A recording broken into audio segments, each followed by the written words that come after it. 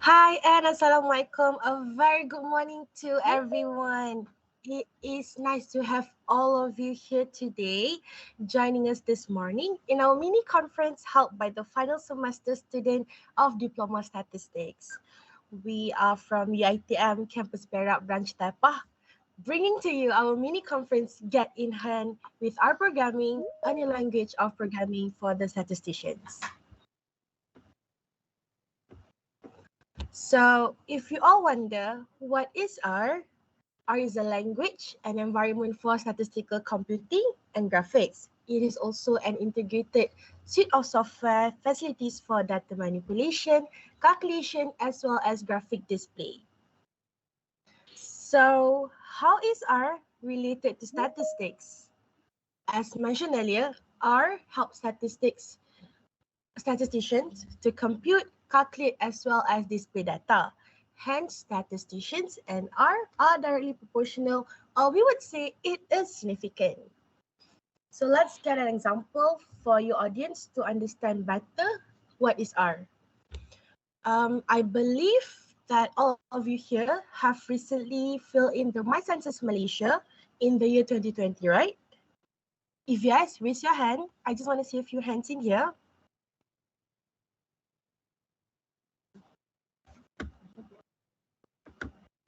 If you have filled in the My Census Malaysia, I think you should raise your hand because it is a must for us to do that.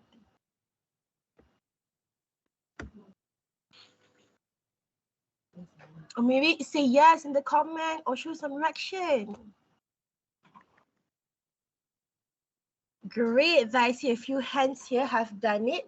Thank you so much because it's actually done every 10 years one, and it is the initiative done by the Department of Statistics Malaysia, DOSM, with the aim to compile the total coverage and profile of the population, household, and living quarters in Malaysia with a wide range of demographic as well as socioeconomic view. Hence, you must wonder, during my census data collection, there were millions of data collected. So how does data analyst analyze each data and produce an output? Because it is a lot of hustle in it. Therefore, here comes the R, where R helps us to filter, interpret, and get the outcome a lot faster and easier. So still wonder what is R?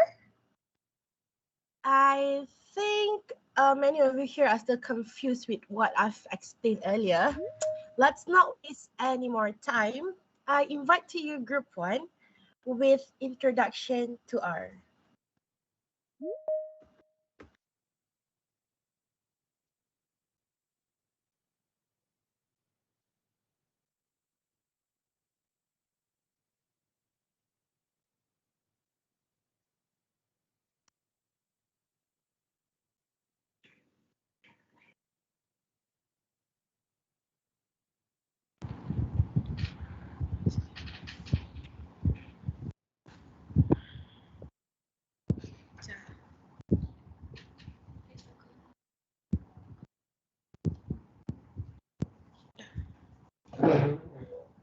Hi and Assalamualaikum to everyone. We are Group 1 from the Class C. We present to you the first topic in R programming, which is Introduction to R programming. Before we start our session, I'm Ainun Afrika, will be the first presenter for today. Before we go through, we would like to introduce to our group member. The first one is Haris Akmal, and we have Muhammad Alif, Nurliana Hazia, and Siti Aisyah.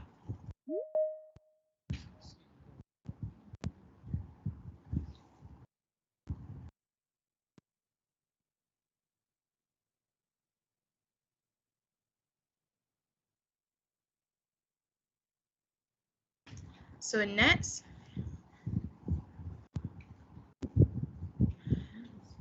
we go to the first subtopic, which is the basic operation. Here we can see the operation that everybody familiar with, such as addition, subtraction, multiplication, division, and so on. So this is the symbol that will be used when writing in the syntax of R. So next, we go to vector. So what is the vector? Vector is one-dimensional array that can store numeric data, character data, or logical data. Vector is a sequence of the data element of the same basic types. So how we going to write a vector in the syntax? So it is by assigning a number or alphabet first, like x equal to something, and then we put inside the parenthesis, which is the command with the C. Next.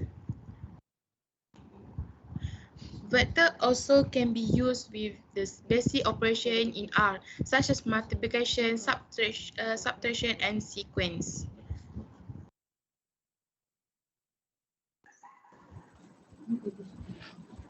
All right, moving on to factors. What is a factor? So factors are the data objects which are used to categorize the data and store it as level. They can store both strings and also integers. Therefore, we know that it can be used on categorical and even numerical data. So factor is the most efficient way of storing character data when there are repeats among the vector elements, for example, like male and female or true or false. So let's have a look here at the syntax. So there are three ways of writing the factors. The first one we have x equal to factors parentheses x order equal to t, which represent true. So this will give the output of what's higher and lower in order. For example, we have the list of elements from 1 until 3. It will give an output of 1 is less than 2, 2 is less than 3. Next is that x is equal to level x. This will give all the levels that exist in the data. In comparison with the previous factors, this will not show the less sign symbol. And the third one is to show the highest and lowest value accordingly in integer. We uses the s.integer x, and this will give the highest value and the lowest value based on the vector x. Next. First one we want to... Now, matrix and array. Matrix is a two-dimensional homogeneous and data structure in R. This means that it has two dimensions, which is row and also columns. A matrix can store data of a single basic type, like numeric, logical, and character, and so on. Therefore, a matrix can be a combination of two or even more vectors. Let's have a look at syntax matrix here. We uses matrix equal to parenthesis of x, n row equal to y, and n column equal to z, which x is the list of element, y is the number of row, and z is the number of column. In contrast, using array, when we uses array, the function need to declare the position and the dimension of the data. So as you can see the syntax for array, we uses array equal to parenthesis of w, c, which is a combination of x, y, and z, which x represent the number of row, y represent the number of column, and z is the dimension.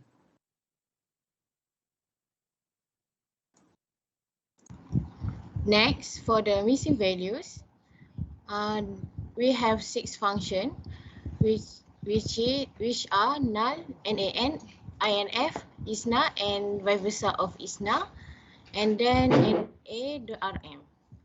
For the null, it means none, nothing, no values, and missing values. For nan, not a number. INF is for infinite number, and isna is define this function to give an answer whether there are NA values in the data or not.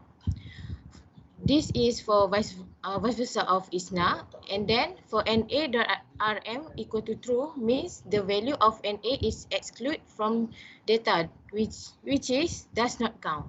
For na.rm equal to false, it means the value of na is included from data, which is count.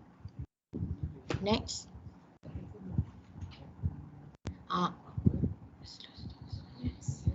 For the next is packaging. R package are a collection of R function, compile, code, and sample data. They are stored under a directory called library in the R environment. By default, R install a set of package during installation. More package can be installed afterwards. There are 2 ways we can install the package. For the first, we can use syntax install the package x, where x is means for package we were interested to install. For the second ways, we can install the package by clicking install, then insert the name of package and install. This is the method to install manually in case our console cannot run. To call the package, we can use syntax library X, which is X package that we were interested, such as dplyr.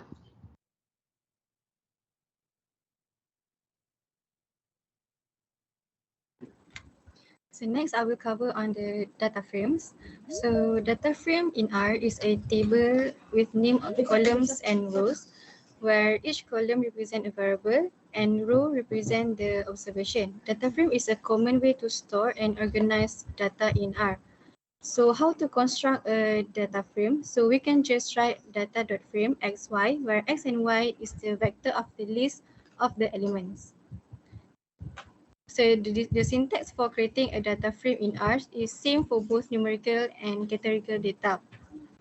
Data frame can store both types of data, which in different columns, and R provide tools to manipulate and visualize them. So next.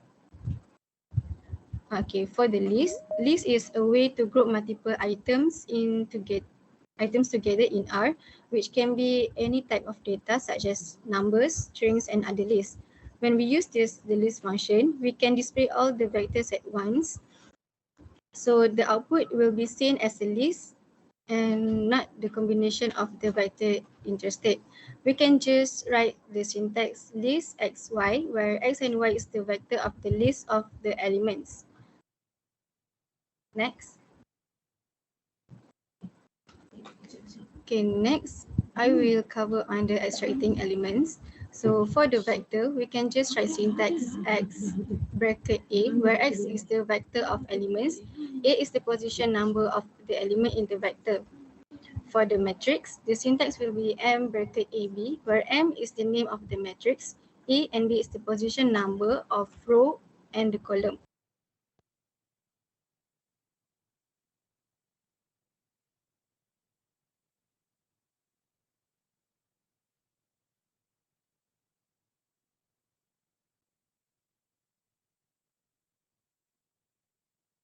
Liana, I think your mic is mute. Where T is the data frame created and Q is the column or variable interested to extract them.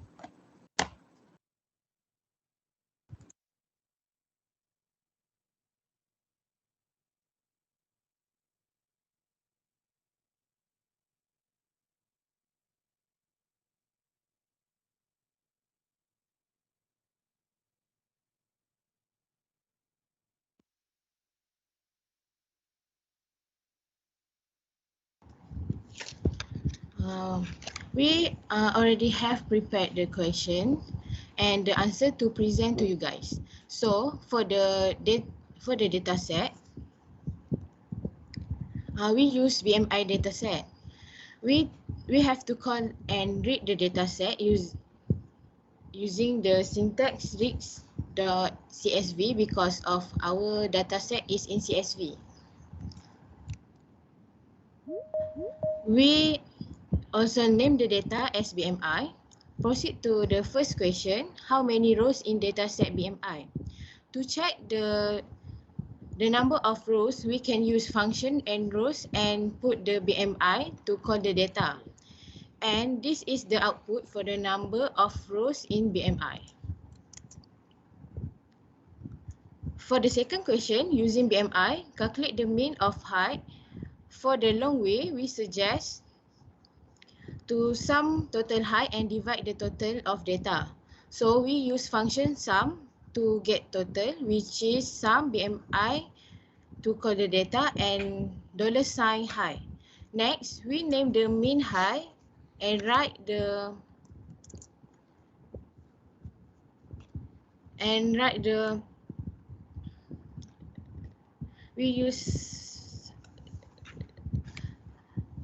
syntax sum over n row BMI. So this is the output, the mean of height.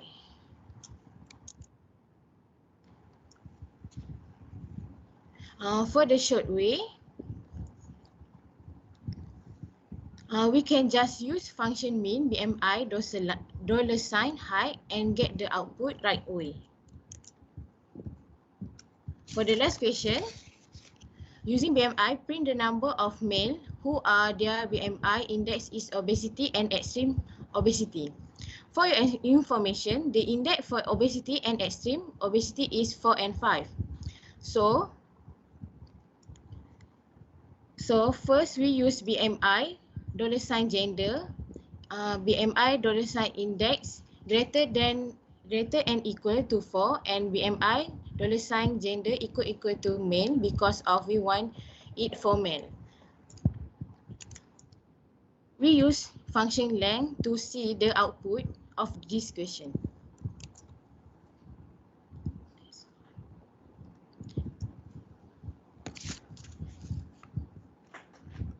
That's all from us. Thank you.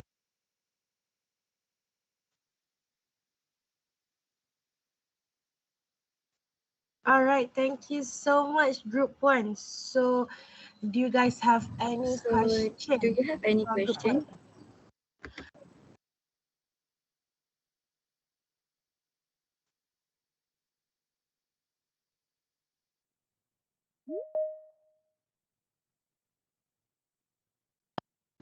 So, do you guys have any question for Group 1? No. Okay, I would like to ask a question for Group 1. Since that you have taught us a vector as well as factor, so can you show us how do we convert a factor into a vector? All right. So for example, here we have a vector that we will create, which is male and female.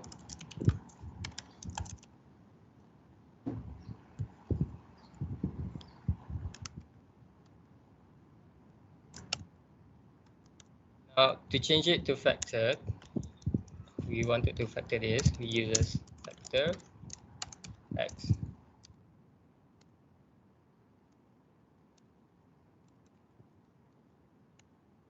You can see here on the vector we have changed it to factor. Now it has two levels that we can store the data, which is 2, 1 and 2, 1. That's how you change it.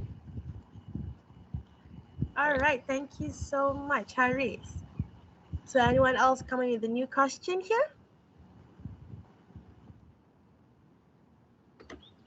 If no, thank you so much, Group 1. That was a very good insight on the introduction into R. Let's proceed to Group 2 right now with apply family in R.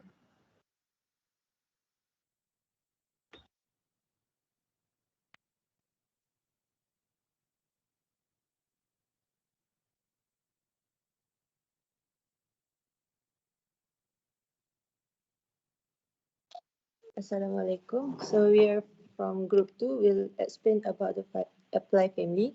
So firstly, we will look.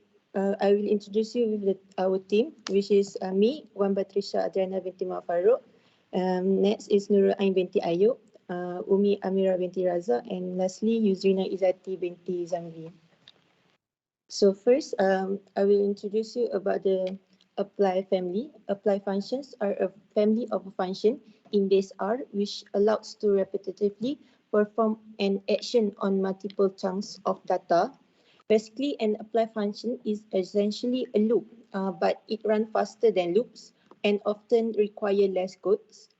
Apply family can be divided into apply, L apply, S apply, T apply, M apply, V apply, R apply, and E apply. So in this presentation, the apply functions that we'll address are apply, L apply, S apply, M apply, and T apply. There are so many different apply functions because they are meant to operate on different types of data. So firstly, apply. Apply is a godfather of the family, which use over only array like data types like data.frame and matrix, and runs a function over those array, either column wise or row-wise. Next, apply may not be the most helpful tool if your array contains a string variable, but if it's great in scientific computations where we need to run a function over a matrix only on the basics of column array. So the syntax for apply is apply x margin fun. So X is an input object where data frame, a matrix or an array. For the margin parameter that determines the function application, it can take value 1, 2 or C in a row 1 or 2, meaning that the function is applied row-wise, column-wise or both row and column-wise. So for the fun is function, where built-in or custom to apply to the input data. So next.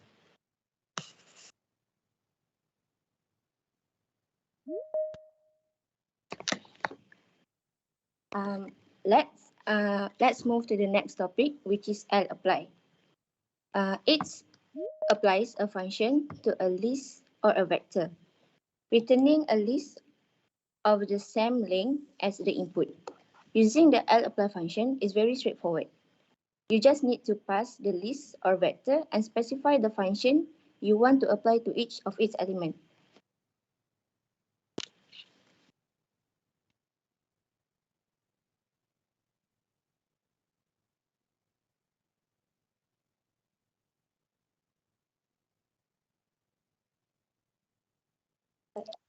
Next, I will continue with the sapply function. This function takes list, vector, or data frame as input and give output in vector or matrix. This is useful for operation on list objects and returns a list object of same length of original set. Sapply function in R does the same job as lapply function that my friends explained just now. Sapply function outputs a vector for a vector, a list for a list, and a matrix for a data frame. Next, I will continue with the function which is mapply. Mapply is a multivariate version of sapply. Mapply applies function to be the first element of each argument, the second element, third element, argument are recycled if necessary.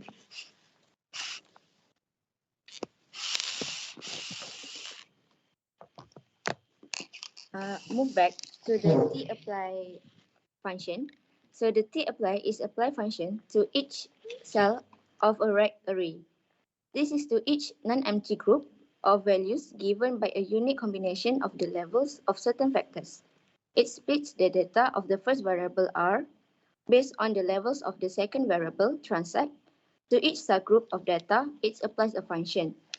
In this case, the mean, but we also use the standard deviation, function, variance, length, and so on. So we will discuss the next our session to understand more about our topic.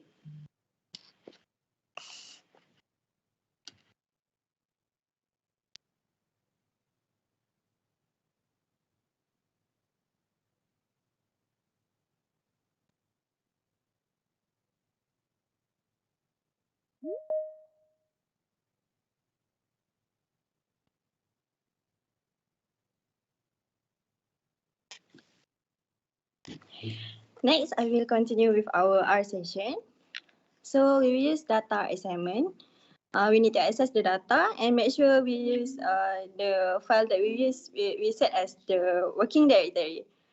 And then we will view the data one. So as we can see, we have a few variable name, which is car name, make, model, and others.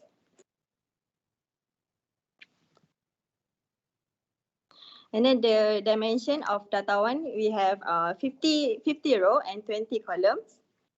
And this is the structure of data one. And then we will continue with apply. So first, we will check to find summary of seating capacity using apply. And as we can see, we use apply and then data 1, which is data that we use, column 9, and then margin 2. Margin 2, we use it because we want to find only the data of the column. And then we find the summary. As you can see, they have mean, first quarter, median, mean, and third quartile, and also max. Next, we use to find mean between CC displacement and mileage, KMPL. And as we can see, we use apply family using the data 1 and column 13 and 18. Not the column. It is row 13 and 18. I'm sorry. Column 13 and 18, margin 1, which we use to find the mean of the 13 and 18 row data. Alright, we'll proceed with L apply.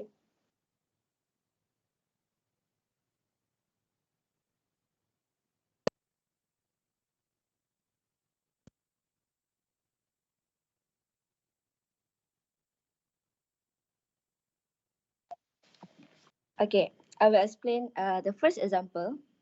We need to identify all columns that are numeric. So the command I use is analyse. I'll apply data 1 is numeric. Because we need to know columns that are numeric only, I rename it as number columns. Next, number columns. Next, we print that variables and here's the output. Based on the output, we know that 8 variables are numeric, such as the mileage 1, seating capacity, full tank capacity, CC displacement, torque, make year,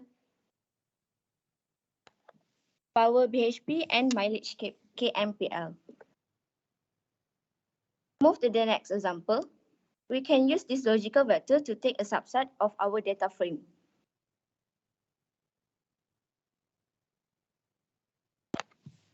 And last example for L apply, let's calculate the mean of each column of the data set with L apply that returns each column as an element of a list. So we use the function L apply of data number and find the mean. The output will give you the mean of each numeric variables.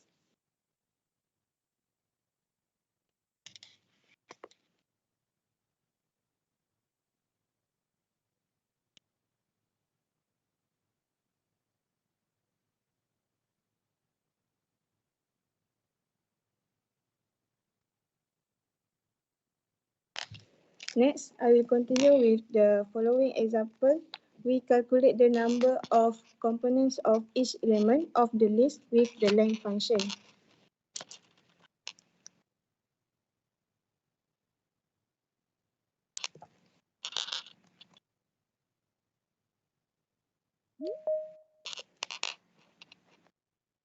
Next, in this following example, we can find the mean of component which are mileage run, full tank capacity, CC displacement, power BHP, and torque to Nm.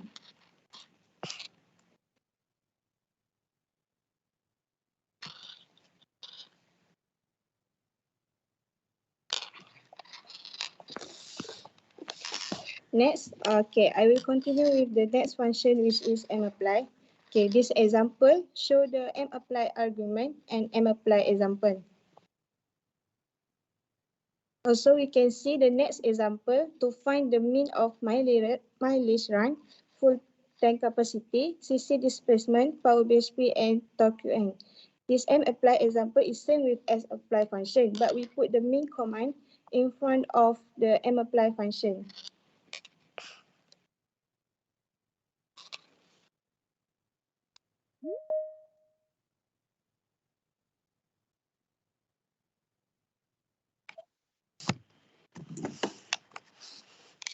Okay, for the last topic, which is the apply. First, we can see, we want to see the structure of the apply. The function x index function equal to null. So next, we want to see the mean of the structure of data 1.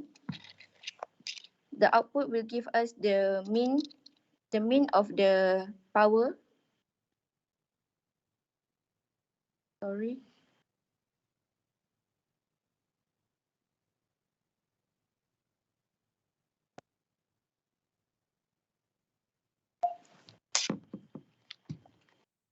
So the next example about the mean. First is the mean overall of power BHP. We got the 92.6214. Second is mean of power BHP by make. And last one is mean of power BHP by transmission type.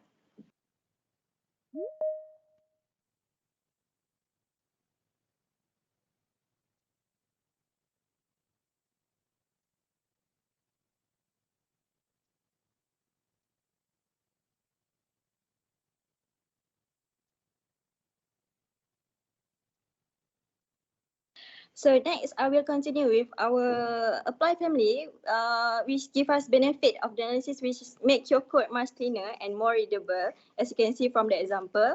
And then it is, they are more compatible with parallel computing.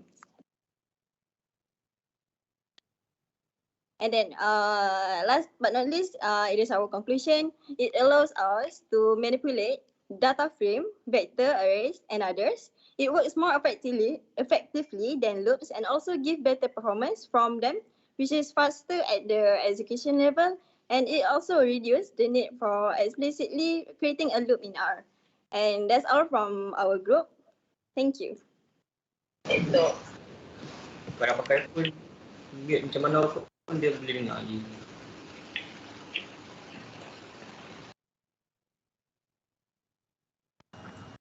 Thank you so much, Group 2. That was a lot of family over there. However, I just believe that all the apply family really helps in R.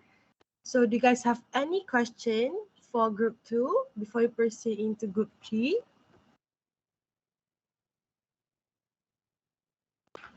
Hence, if there's no question, let's continue our conference today with Group 3 with the title of Getting Data in Shape. I present to you Group 3.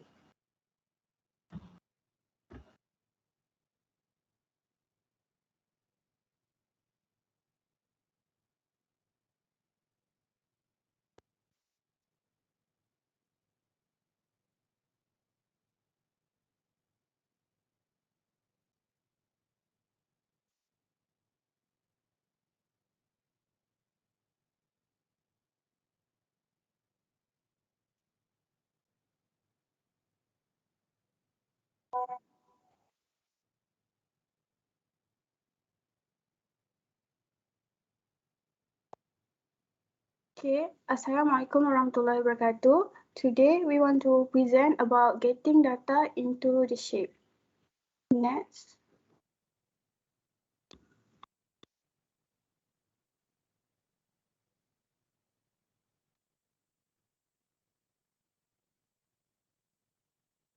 So for our introduction, data set in R programming are most often stored in data frame and used as a twin-dimensional data structure.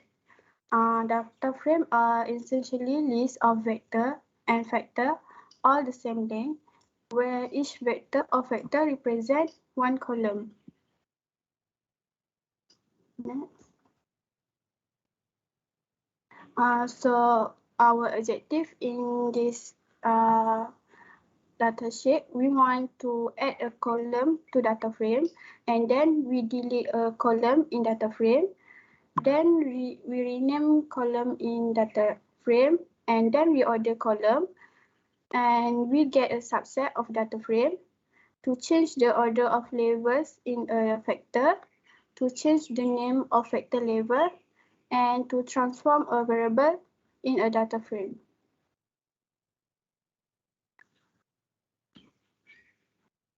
Next. So for our methodology, we using these libraries such as base, gcode, and player. Next, we want to show how getting data into the shape in R.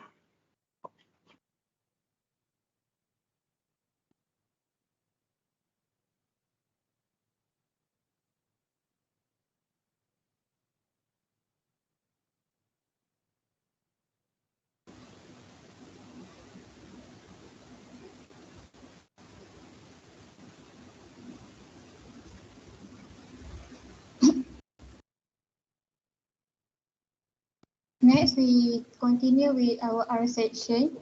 So here we are using lung cancer dataset, and we call dataset in CSV. So we call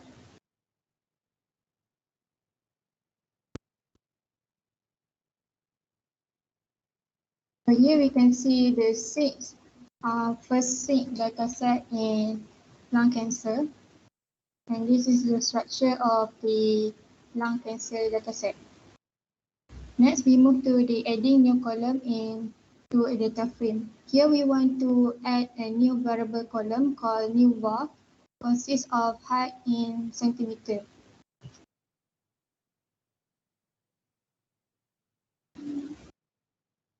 So we can see here the new variable column called new var.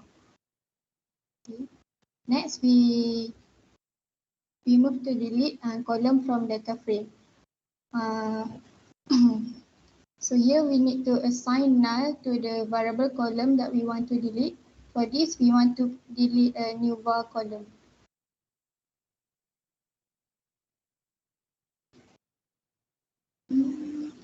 So here we can see new var column is already deleted.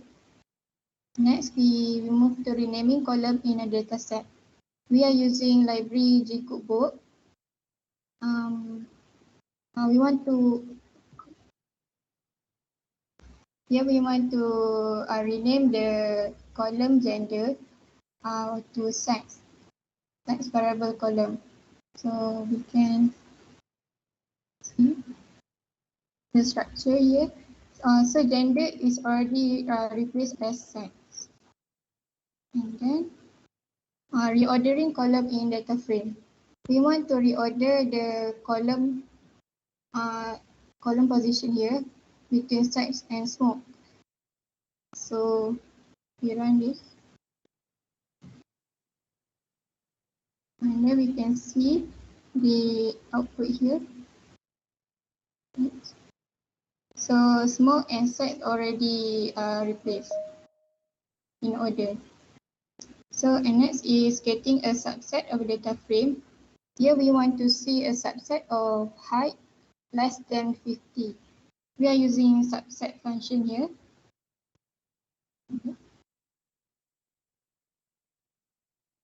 So you can see height that is less than 50. Next is we want to change the order factor level of smoke. We want to change it as yes or no. So we can run this. So order factor level is yes or no. And then we want to change the next is we want to change the name of factor label. We are using library player here. And then we are using a revalue function to change yes as 1 and no as 2. So we can see here, yes is replaced with 1 and no as 2. And last but not least is transforming we want to transform variable from inch to centimeter. So here we create a new column called height centimeter, and then we add the data with data height in centimeter.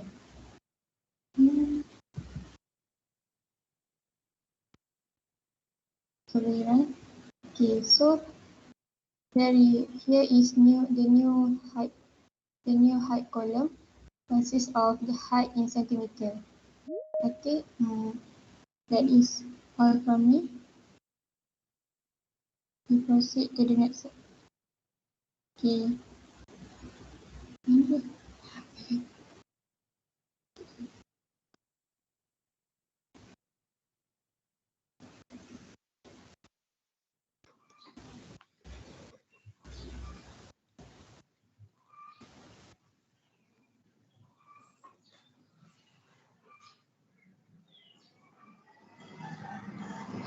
Next, we move to the next slide, which is a benefit of analysis.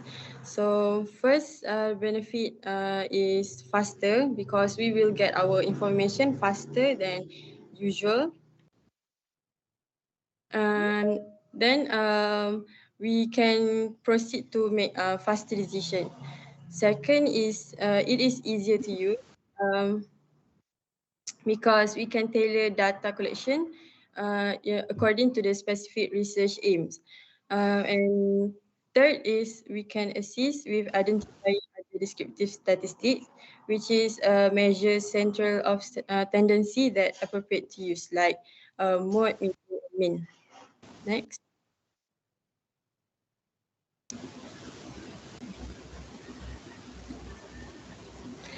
So conclusion is first either use default function and option which already control output quality, or you can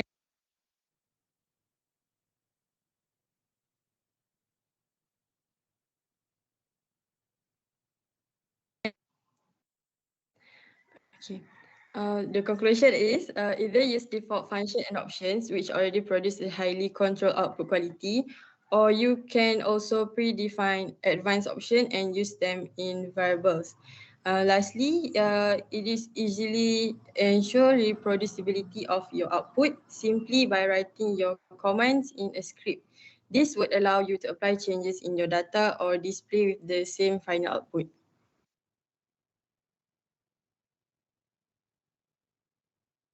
Okay, that's all from us, and thank you.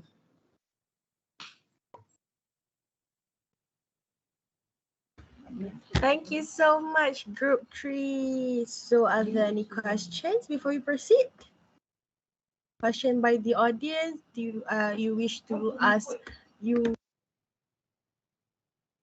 wish to ask anything related to getting the data in shape?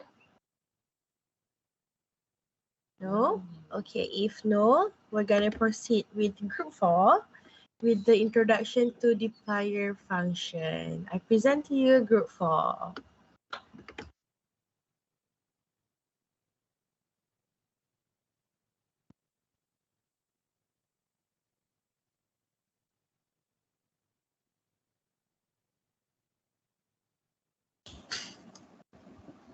Okay, Assalamualaikum and good morning everyone. So my name is Daniel. I'm from class 5C and my groupmate are Aina, Umi, Hidayah and Shazana. So we are going to introduce you to deployer function.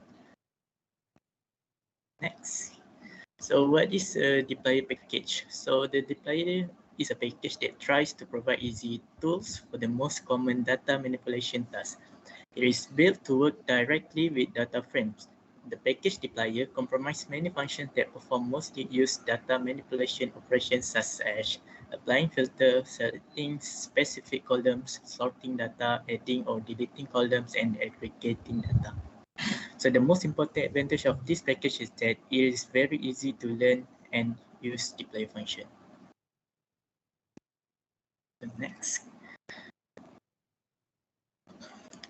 So I'm going to show you how a select functions in the package.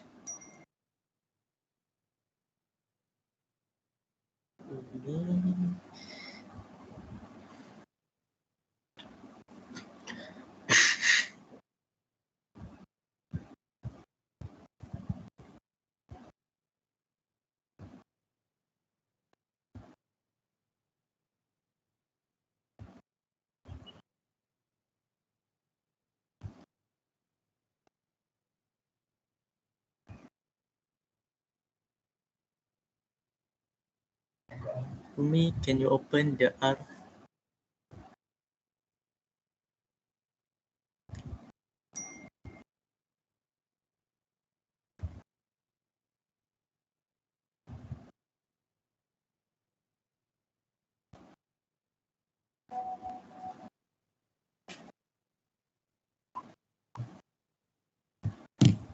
Okay. So select functions allow you to rapidly zoom in or useful subset using operation based on the names of the variable. Example for using select. So we're using the data from a herd disease, and to use the select function, we need to use the library package first. So we use the library dplyr, and then let's say we want to select the columns by name, and we want to select names variable age, sex, and cholesterol. So we use the select function select data age, sex, and cholesterol. And then we can also select all columns between age to all peak by using the double dots. So we use the select data age double dots all peak to select all the variable from age to all peak.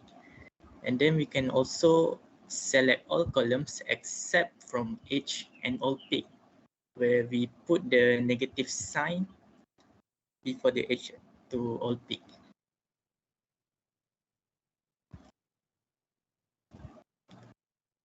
There are output show that slope, CA, and target. In select function, we also have a helper functions which you can use within, like start with, ends with, and contains. So these functions let you quickly match the variables that meet some criterion. Like for example, you can do the select like we use, that we want to show the variable age, sex, and variable that start with O, so we use the start with. And then we also can use the ends with to show the variables name that ends with BPS.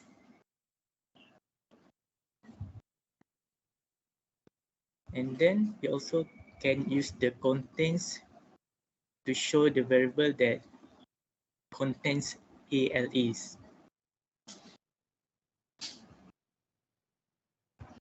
Like talak. And then lastly, we can also remove the variable to the start of the data frame. For example, the variable sex is on the second column, but we want to put it on the first column. So we just change the sex on the first column, like select data, sex first, and then age, and then everything else. And then the sex will return to the first column. So that's all.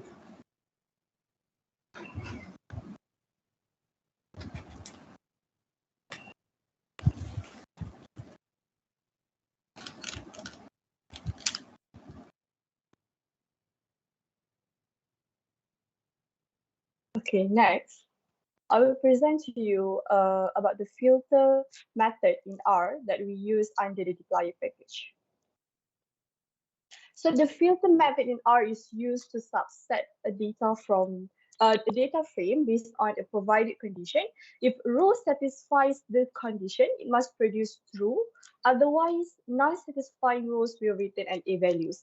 Now we will move to the R Studio so we can apply our data using a filter method.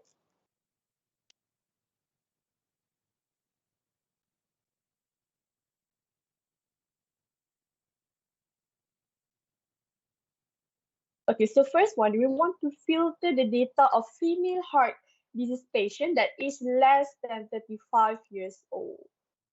So we are using a filter. Data is less than 35 and sex is equal to 1 because 1 represents the female patient. So it shows the result. And then the next one is we want to filter the patient that have a normal heart rate, which is less than or equal to 100 beats per minute. So we are using filter data select, which refers to the beats per minute less than or equal to 100. So it shows the result. So we know that from the result, we know that there are 38 numbers of patients that have a normal heart rate. Next, we want to find the total numbers of patients that have asymptomatic chest pain, which is type 3.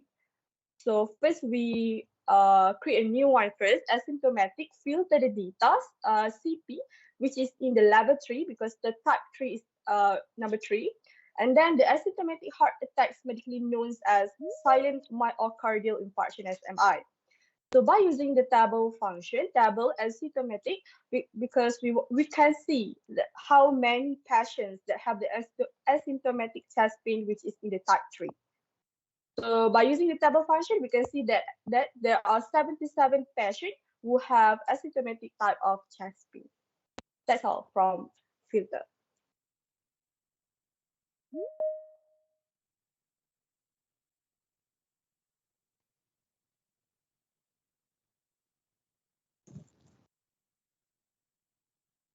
Okay, so next we will look at arrange function. The arrange function the arrange function in R programming is used to reorder the rows of a data frame or table by using column names. These columns are passed as the expressions in the function. Okay, so we will look in R on how to use the arrange function.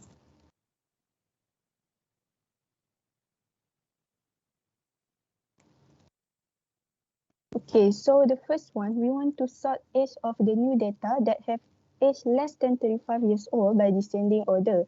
So we're using new data, and we choose age less than 35. So the second one, we want to arrange the resting blood pressure in new data, which is age less than 35 years old by descending order. So we arrange the data in descending order. And then from this data, we can say that the patients around 34 years old have a normal resting blood pressure within the patients around 29 years old have high resting blood pressure.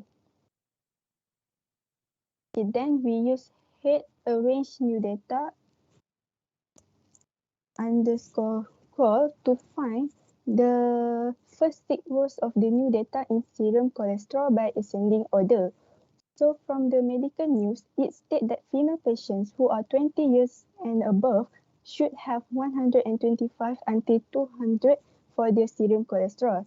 Thus, the output shows that female patients aged 34 years old have normal serum cholesterol, while female patients aged 29 years old have high serum cholesterol.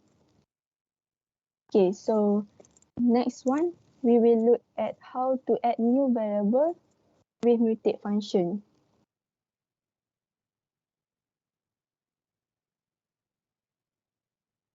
Okay, so what is mutate function? Mutate function adds new variables and preserve existing one. So we will look in R how to use this mutate function.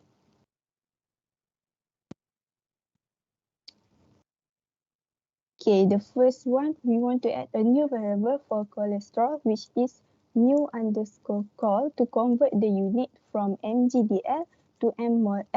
The formula is 1 mgdl equal to 0.0555 mmol. So, using the mutate function and insert the data and the new variable, also the formula. So, we multiply the cholesterol data with 0.055 to find the new data of new underscore call in the new unit. Okay, so next one, we want to estimate the maximum heart rate based on the patient age in the new data. So we select the new data, we select the age and beats per minute. And beats per minute, we need that we subtract 220 from age. Then to estimate the maximum age-related heart rate, we have to subtract the patient age from 220. So that is why we minus age with 220. So from the output, we can conclude that the range for patients' heartbeat are around 186 and 199 beats per minute. So we are using select function in order using select function in order to display only the age and beats per minute column. So we're using select new data, age and beats per minute to see the display only age and beats per minute. So that is all from me.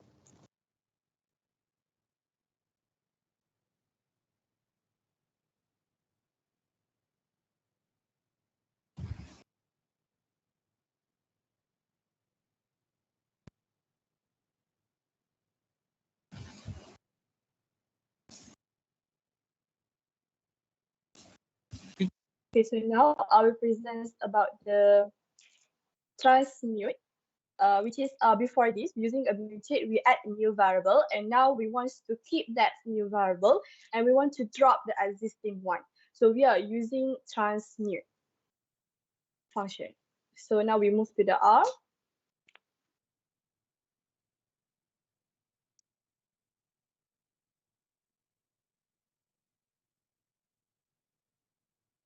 So we use transmute new data, and we add that the formula that we used from the mutate before, new call equal to call times by 0.0555.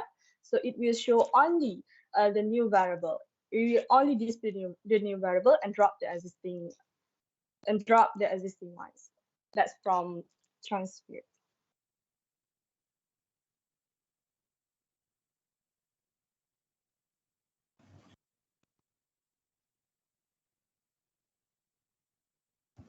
Okay, so next we have group summaries by using the summary function. So the summary functions in our programming is used to create a new data frame. So first, to summarize the data frame into just one value or vector if there are no grouping variable. And second, to summarize the data frame into more row and column combination if there are grouping variables. This summarization is done through grouping observation by using the group by function. So first, let's look at the R.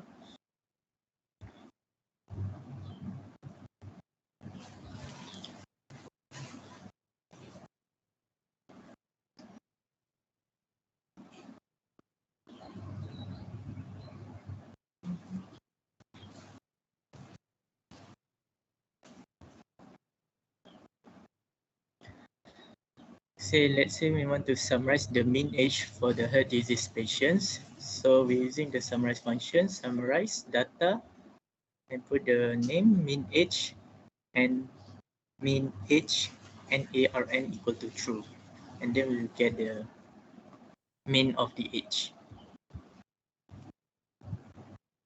And next, to use the group by function, first we put the name first by cost, and then put the variable group by data, stress PPS, cholesterol, and select.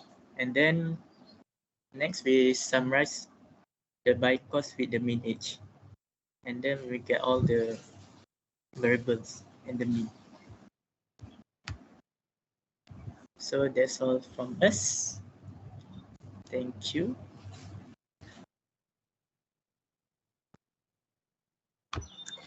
Thank you so much, Group 4, with the introduction to deployer function. So do you guys have any question before we proceed?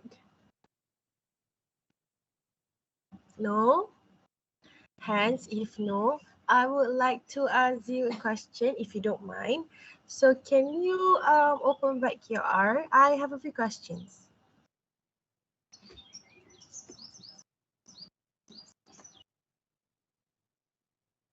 So as you can see on the summarize part, the summarized data mean underscore age, right? So why do we put NA.RM equals to true over there?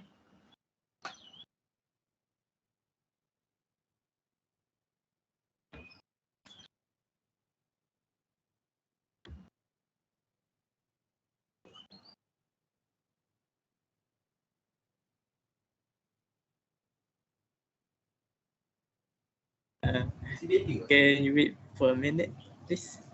It's okay, no, take your time, no worries.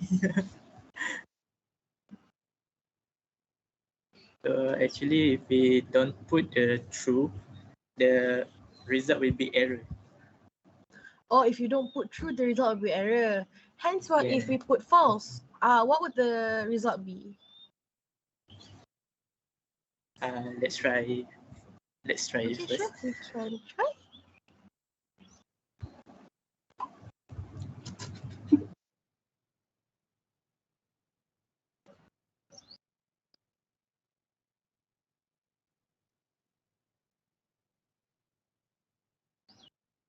So are there any difference on the mean age if we put NA.RM equals to false?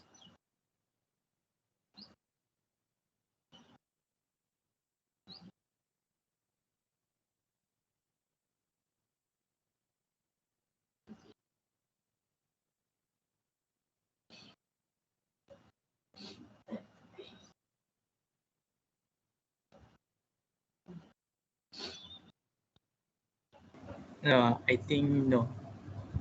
No, all right, okay. So the reason to why we put NA RM equals to true or false is because we don't want any errors, is it? Any errors? And I think because missing value. Missing value is okay. All right. Because Thank you so because the much. data. Yeah. Thank you so much. I appreciate your answer. Thank you so much. It's very new to me. So thank you so much, Group 4. Let's now proceed with Group 5 with the project Quick Graphing with R using heart disease data. Group 5, you may present.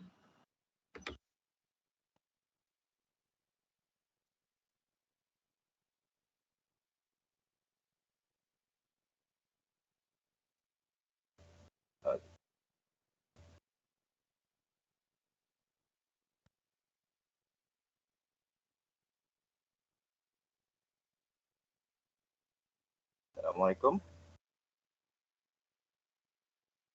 Can you hear my voice? Waalaikumsalam. Yes, I can hear you clearly, Afiq. Assalamualaikum and very good morning to everyone here. We're from Group 5. Before we move on, I would like to express my huge gratitude to Alice Eliza for giving us opportunity for presenting today. Okay, next.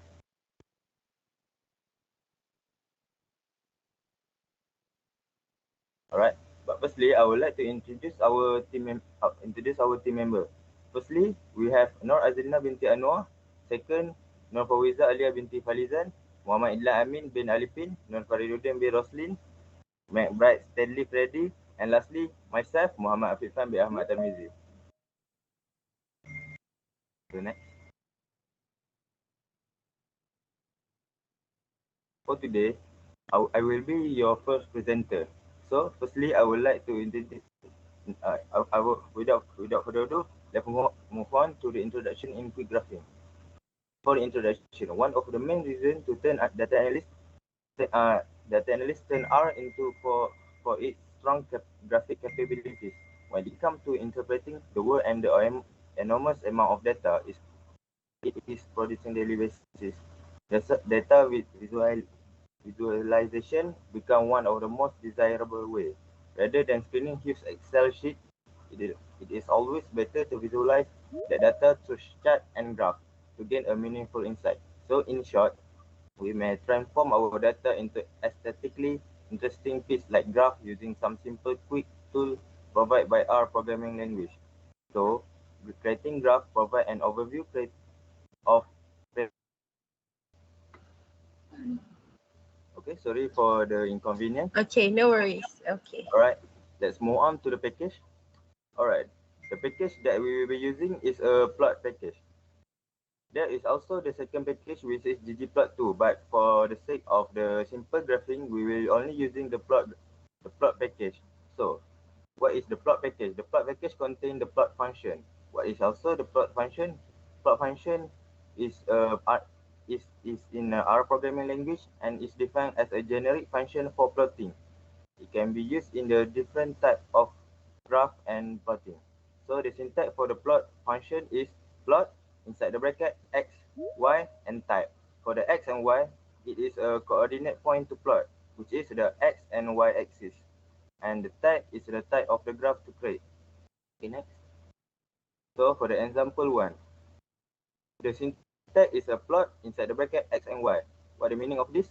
X is the x-axis and y is the y-axis. The x value is the 1, 2, 3, 4, and 5, and the y value is 3, 7, 8, 9, and 12. But we do not put any type because we only want the point graph, which only show the point. Okay, next. And for the example 2, the syntax is plot inside the bracket 1 sequence to 10 main equal to my graph, x lab equal to the x-axis, y lab equal to the y-axis. For the main, it is used for the text for the main title, which is the title for our graph. And for x lab, it's the x-axis and y is the y-axis, which is 1 sequence to 10, which is 1 to 10. Alright, next. So getting our data into the shape. So there is multiple graph and used for the plot function, but one of the most important one is a scatter plot, line graph, bar graph, histogram, and a box plot. So how can we use this graph into our syntax? So remember the syntax from the first slide, which is plot inside the bracket x, y, and type. So for the type, we need to use the specific alphabet to use the specific graphing. So for the point, for example, for the point graph, we need to use P. For the line graph, we need to use L. For the both, which is point and line, we need to use B. And for the lines parts alone, we need to use C. And for the overplot, we need to use O. And for histogram, we need to use H. And for the step, we need to use S. And for the other step, we need to use the S. And for the no plotting, we need to use N. So how do we It's back. Sorry for the inconvenience once again, sorry. All right. So let's move on to the overview of the data. Okay, we use the data. The dataset we will be using is the heart disease diagnosis, which contains several variables with each age, gender, blood pressure, serum cholesterol, heart rate, and chest pain. So for today's presentation, we will show the several graphing, which is scatter plot, line graph, bar graph, histogram, and box plot. Okay, next I'll be presenting scatter plot. Can you hear me? Yes, Fariza, I can hear you loud and clear. Okay. For the introduction for the scatter plot, we use scatter plot to see the relationship of two numerical data. So for the example, the R function plot heart $sign heart rate, and for the Y heart $sign blood pressure. So we use the type P for the scatter plot. Okay, next to the next slide. So here's for the example for the scatter plot. Make a simple scatter plot by using heart rate variable from the data. So this is the input of the R function plot data for $sign heart rate. So for the X lab is X axis label maximum heart rate achieved, and the Y lab is Y axis label heart rate. So this is the output for the scatter plot when we put the R function. Okay, for the next slide. Okay, then we proceed to the line graph. So the introduction for the line graph is to show a line that show relation between the point. Okay, so the R function for the line graph is plot heart $sign patient number heart and heart $sign blood press blood for the blood pressure. So we use type L for the line graph. Okay. So the question the example question for the line graph is make a line graph to show the relationship on patient number and blood pressure. So the input for our function for the line graph plot heart $sign patient number and heart $sign blood pressure, and we use type L for the line graph. And then we use call equal red to color the line graph red. And LWD is for the thickness of the line, so equal to 5, so we can see the line clearly. So then we input the main title for the line graph showing patient number against blood pressure. And the X label is for the X variable, patient number, and the Y label for blood pressure. Okay, that's all for me. All right, so next is bar graph. So for the intro, the bar graph has the distribution definition, which is used to display the categorical variable in the x-axis, or we call it as a horizontal axis. Next. So this is an input for our bar graph. Example for the data of diagnosis heart disease. So let's see the coding. We type ggplot in bracket of heart and then comma AES in bracket of x equals to chest pain, comma y equals to heart rate plus jump bar. In a bracket of stats equals to apostrophe identity. So let's see the output. The output shows the bar graph is it shows the highest chest pain is level 2. You can see that here. And the lowest one is level 3. Next. Okay, this is an histogram. So histogram is used to view the data distribution of the dimensional data. Next. So what the meaning of one dimension data? It's more like showing only linear information of the data length and also the height. So this is a hard histogram function. So you can see here the coding. Let's see the question first. Make a simple histogram to view the distribution based on the heart rate on heart disease dataset. So as output, we type HIST in a bracket of heart $sign of heart rate, comma breaks equals to 10, comma frequency equals to T. So we see the output here. As a result, the distribution goes as skewed to the right, and it's not normally distributed.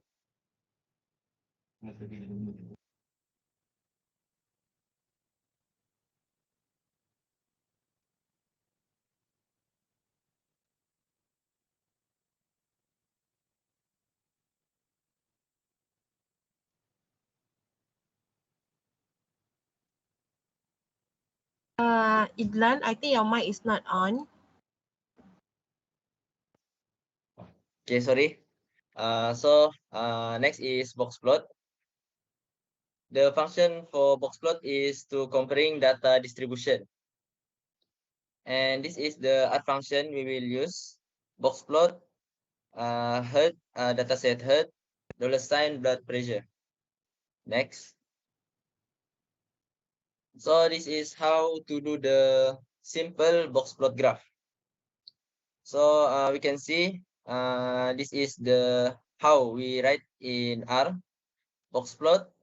Data 1 is equal to heart, $sign blood pressure, and we label x-axis, x lab equal diagnosis disease, and y lab is equal blood pressure.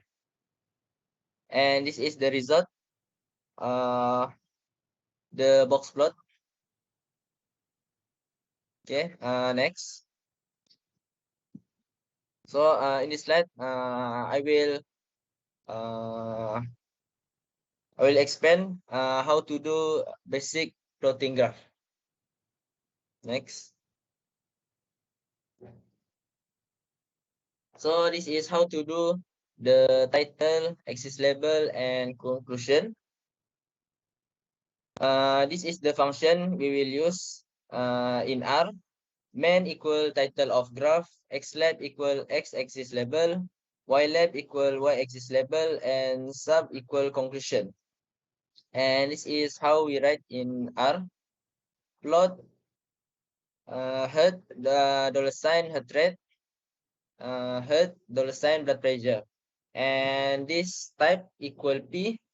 This type equal P means that we use scatter plot. And we name our title of graph is scatter diagram showing the relationship between heart rate and blood pressure.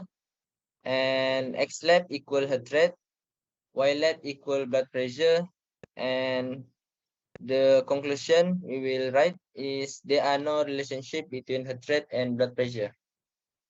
And this is the result of the graph.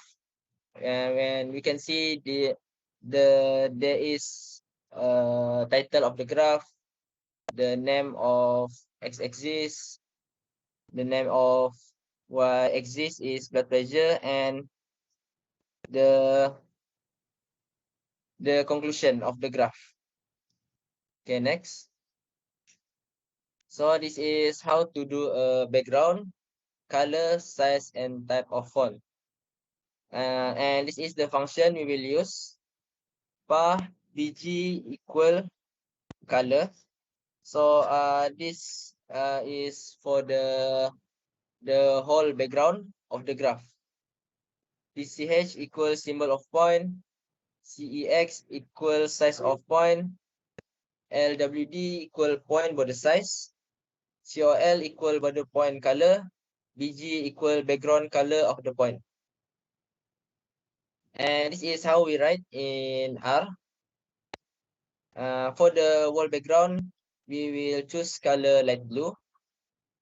And the symbol of point, we will write 21. And the size of point, we use 1.5. The point border size, we use 2. And border point color, we use blue, and background color of the point is yellow. And this is how this is the result of the graph. We can see after we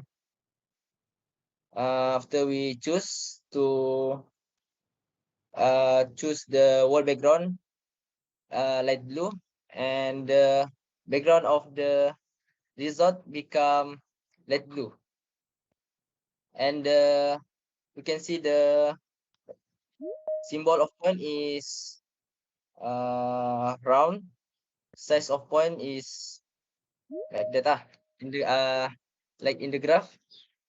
Point border size and border point color, we can see blue, and background color of the point is yellow.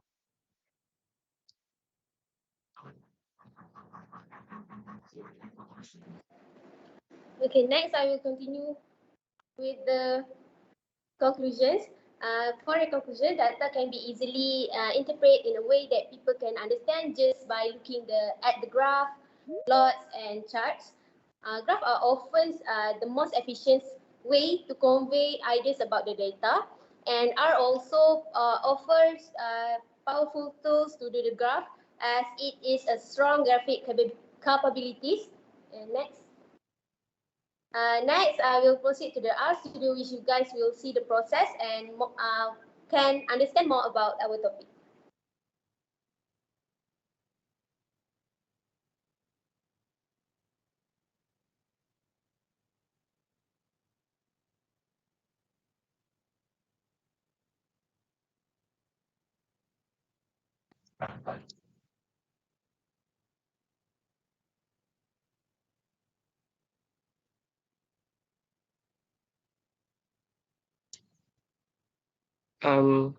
Can you see the screen? Yes, I can see the screen clearly. All right. So we use hard database. Are you sorry to interrupt you? Are you presenting your R? Yes. Right now Is you're it- actually presenting the Microsoft Team meeting. Oh, wait.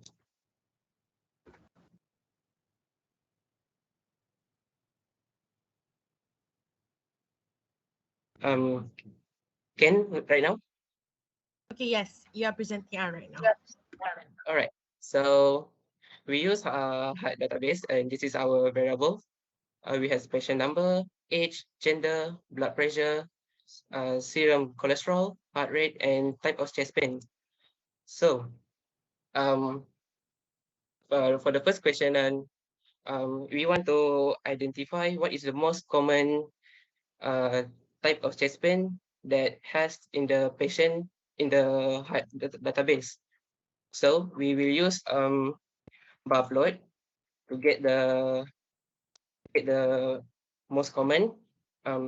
Based on the result of the bar plot function, we can identify that type chest pain number 2, which is non-vaginal pain, is the most common type of chest pain in the patient. From using the same equation as above, we want to add title, label, and color to the graph. So we use the main function to add the title, which is a bar chart showing distribution of chest span. X label is number of chest span. Y label is number of patients. And for our color for the bar graph is light blue, and there is no border for our bar graph.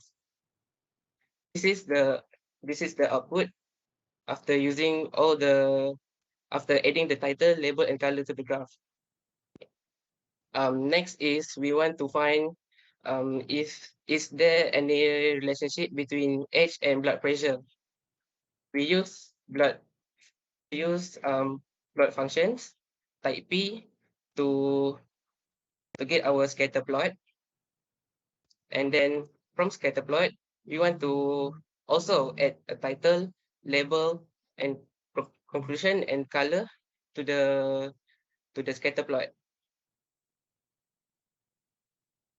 This is the output for the scatter plot, which is for the background color we use light yellow.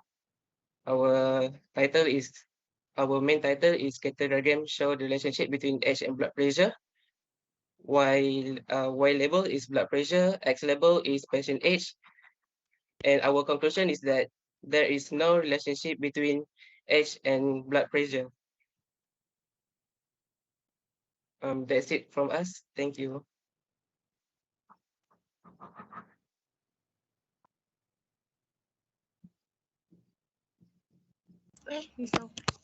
Okay. Okay. Thank you so much, Group 5, right? With the quick graphing with R. That's a lot of things to do with graphing. However, it's give a lot of insight. Thank you so much, Group 5. So are there any questions before we proceed with the next group? No? Okay, hence if there's no question, let's just proceed with Group 6 with interpret data with R using nutritional facts data. You may present Group 6.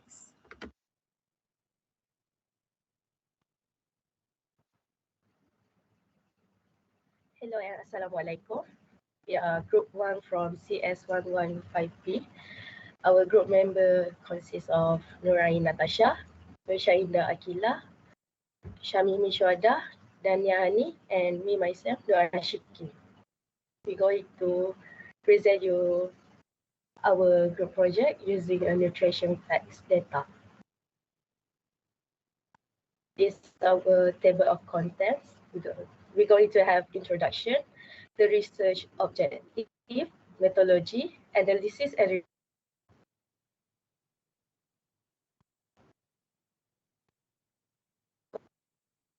conclusion and benefit of the analysis.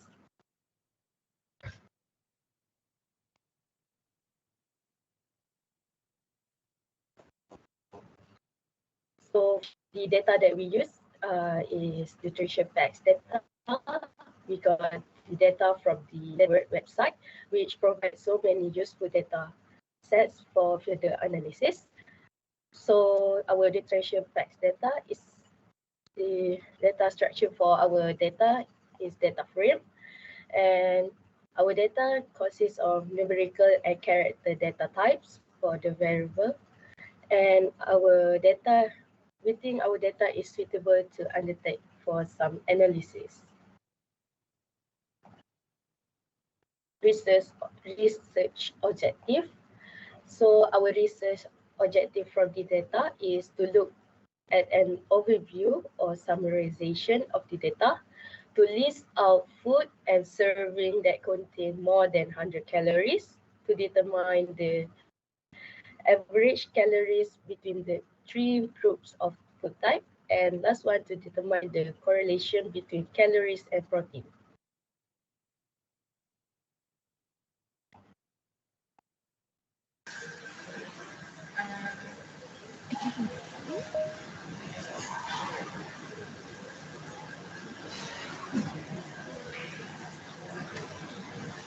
Okay, for the methodology, we use both descriptive statistics and inferential statistics. For the descriptive statistics, we calculate the mean, standard deviation, median, variance, and etc. for each variable in the nutritional facts data. Next, for the inferential statistics, we analyze the data by applying one-way ANOVA and measuring the linear correlation between two variables, which is calories and protein.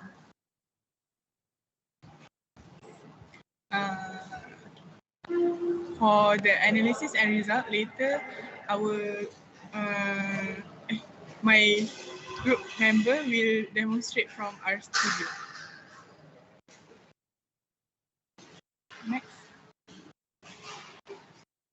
Okay. For conclusion, after undertaking the analysis, there are some conclusions that can be made. First, there is a significant difference on mean calories between each food type, and there is a strong positive relationship between calories and protein. Lastly, for the benefit of the analysis, after analyzing the nutritional facts dataset, it is found that the analysis brings so much benefit. Firstly, by doing the analysis, for instance, descriptive statistics, the data can be summarized and organized. This can describe the characteristics of the response, such as the average of one variable or the relation between two variables. Furthermore, undertaking the analysis can solve problems, errors, and mistakes. For example, the one-way ANOVA analysis. We used it to test the claim if there is a significant difference between the variables. Hence, it can solve the question and determine the significance of them. Moreover, by doing analysis, new knowledge and comprehension is discovered. For instance, from the nutritional facts dataset, it can increase awareness on the daily food content intake.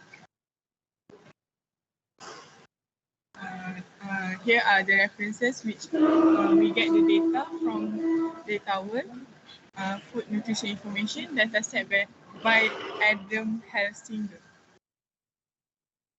Thank you.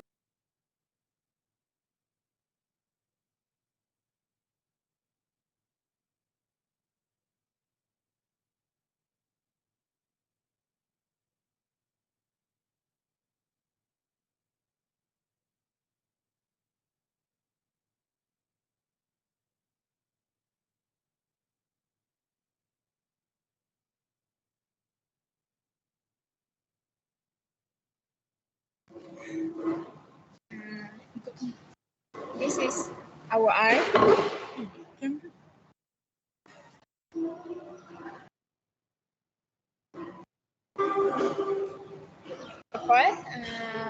We call library read Excel to use read Excel function to read our data, and then we construct a new data frame.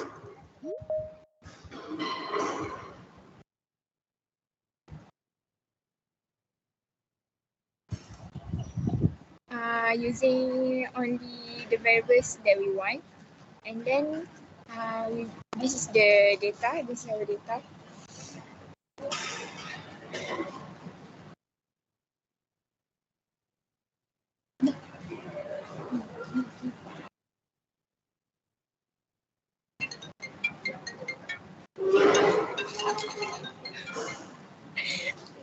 And then we check the data type using structure. And then after that, we change the data type. We change protein and calcium to numeric data type.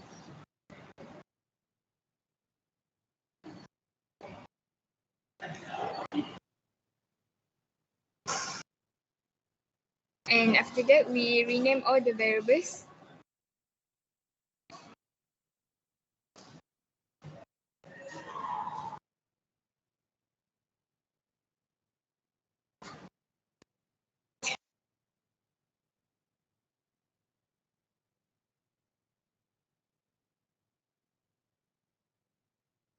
Okay, next.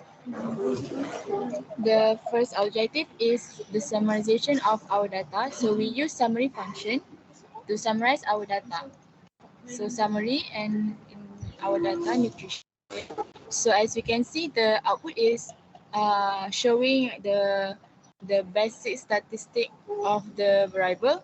For example, the minimum, the first quartile, median, mean, third quartile, maximum, and the missing values number. And then we want to list out food and servings that contain more than 100 calories. So we use dplyr library. And then we make one data as cal, and we use filter function in the dplyr library to filter the food and servings that contain more than 100 calories. And then we use select.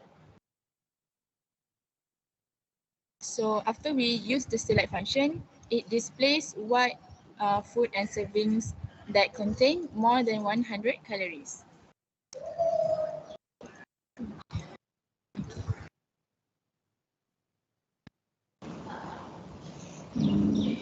Can you hear my voice? Okay, next. Yes, I can hear you loud and clear. Okay, thank you, MC. So next, I will explain to you how to determine is there any significant difference on mean calories for each food type. But before we can proceed to check whether there is a significant difference or not, we must check we must check the assumption whether it's violated or not violated. So first, the dependent variable must be in numerical. So for this case, the dependent variable is calories. So calories data is already in numerical data. So second, the independent variable is food type. So food type has three groups, which is vegetable, fruit, and seafood. So third, the data must come from random sampling. Fourth, all groups should be in normally distributed. So to know the data is normally distributed or not, we must check the normality assumption later. So the last assumption is variance should be equal for all groups. So later also we need to check on the homogeneity assumption.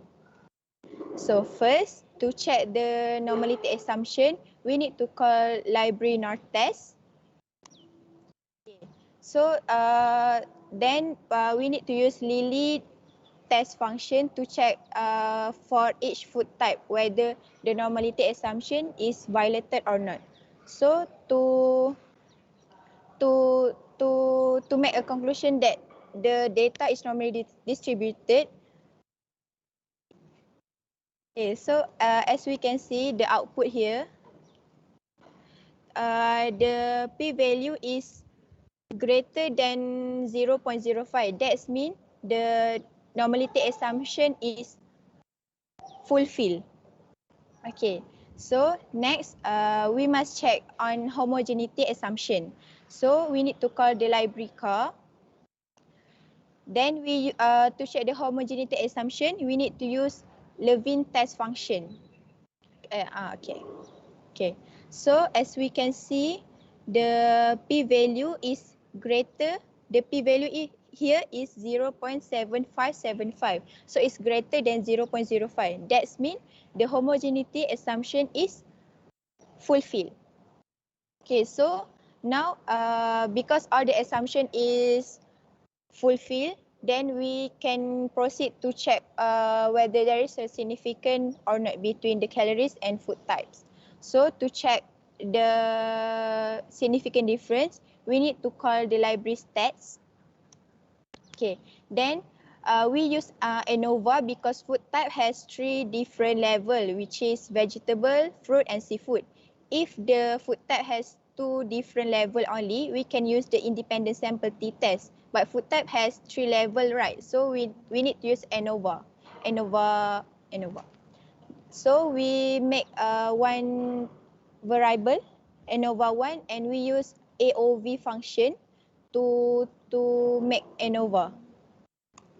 Okay. Then we to check the result, we call summary ANOVA.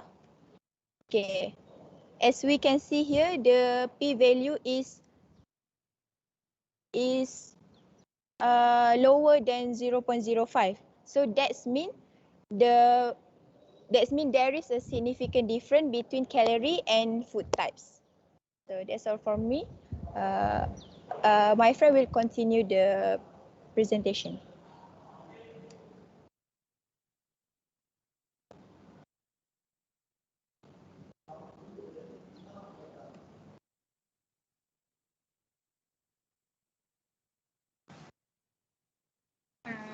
Lastly, we want to check the correlation analysis between calories and protein. First of all, we need to check whether the data is a numerical data or not. So for calories, it is true, and for protein also it is true. And then next, we use core function to obtain the correlation between calories and protein. As we can see, there is a strong positive relationship between calories and protein. Next, we will display scatter plot of correlation between calories and protein. First of all, we call library ggplot2, and then run the ggplot function using the ggplot function.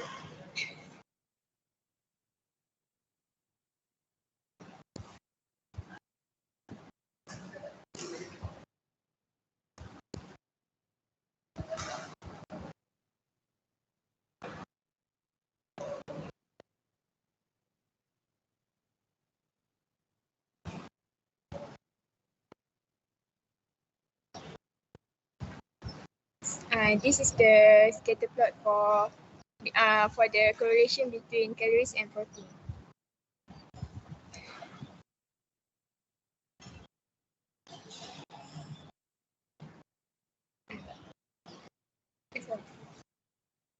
That's all from us. Thank you.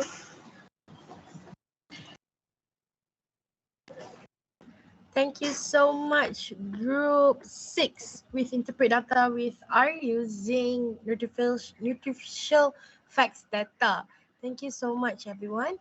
So, do you guys have any question before you proceed into next group? No, okay, all right. If there's no question, let's proceed with Group 7 with importing and exporting in R. I present to you Group 7.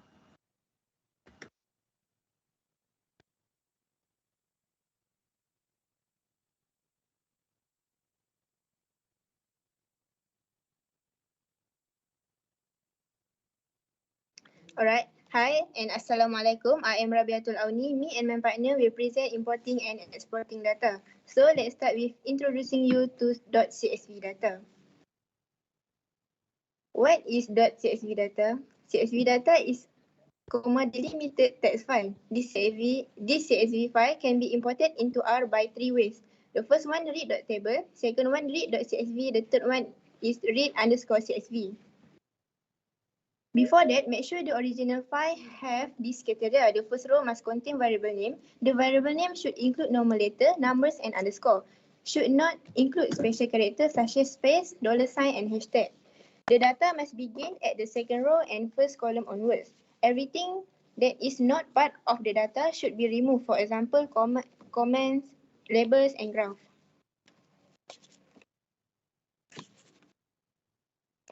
Firstly, you can use read.table. We can declare the file as data1 and read.table des_melissa.csv is the file name that we want to import. And then the second argument is header equals to true. We want R to consider that the first row is the variable name and the third argument is separated comma. We define the separated value as comma. After that, run the coding and view the result and see the result from view data1. From the result, we can see that the first column and the second column is separated by comma.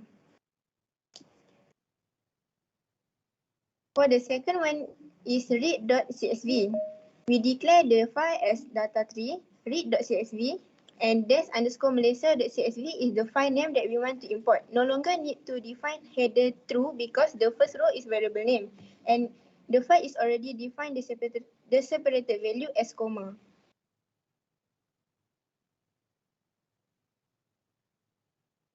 Okay.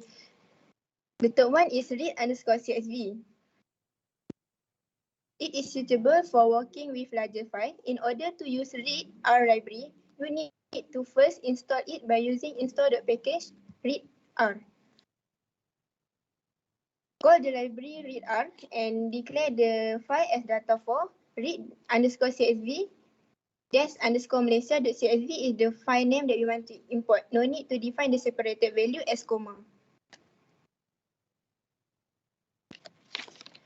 The difference between read.csv and read_csv is for read.csv the file is presented in data frame only and is the slowest method but work fine for smaller dataset. For read_csv, the file is presented in data frame and table. This is faster than read.csv. This is a faster method and work fine for larger file. Next, I will continue for import.csv from that. Import the CSV data from internet.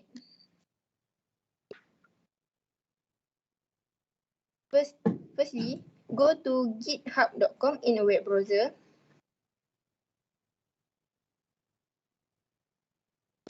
Click the COVID dataset and the data will appear, and click the raw button and then copy that link. And then how to get the data? We use read.csv function call which read the data as a data frame. Declare the file as URL and paste the link read.csv URL and create a new variable called data, and we can see the result. We can see the result when we view the data.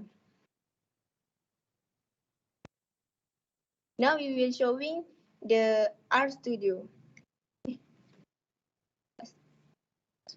For export.csv data, we use the library for RIN.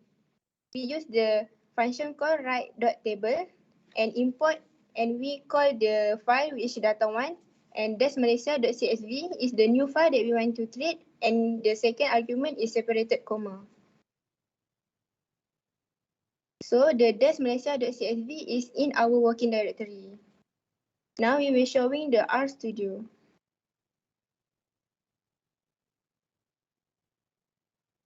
For import.csv, the function call we use, the first function call we use is read.table.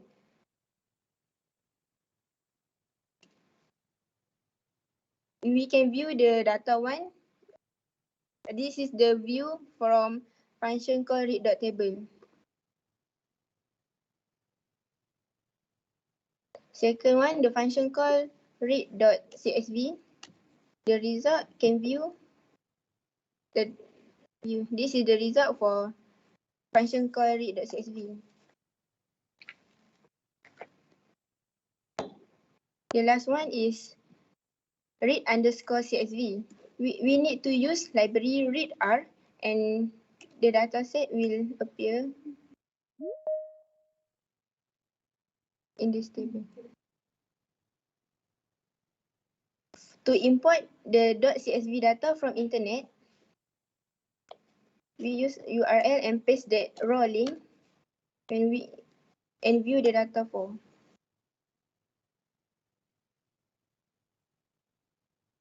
Next, to export .csv data, we need to use library for RIN and function call read.table. Now the file .csv is already in our working directory.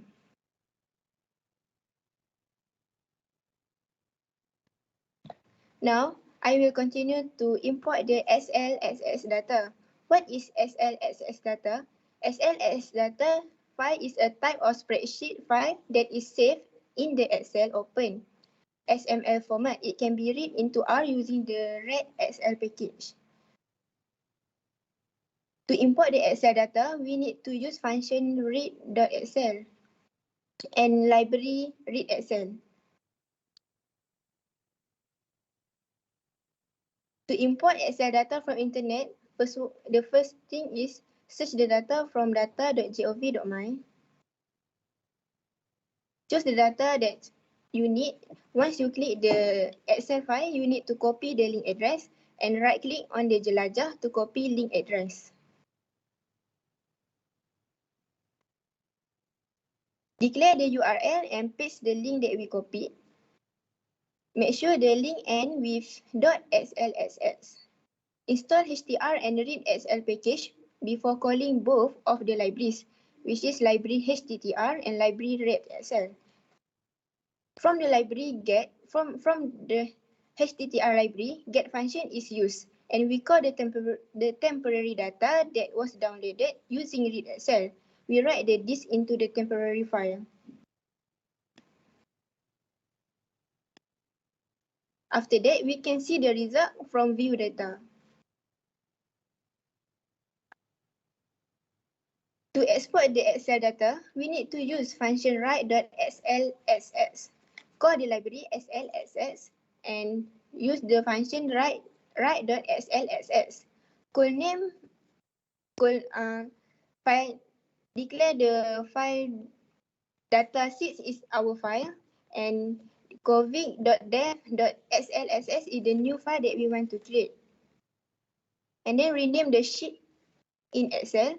Call name equals to true to show each name in column. After that, the covid_desk is in our working directory. Now we will showing the RStudio.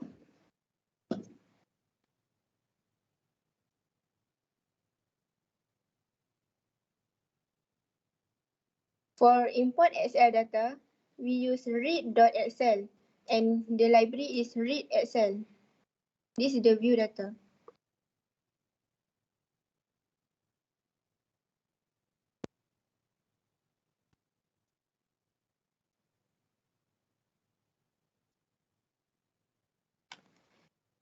Import Excel data from internet, we use library HTTR and library read.excel and get and view the data sheet.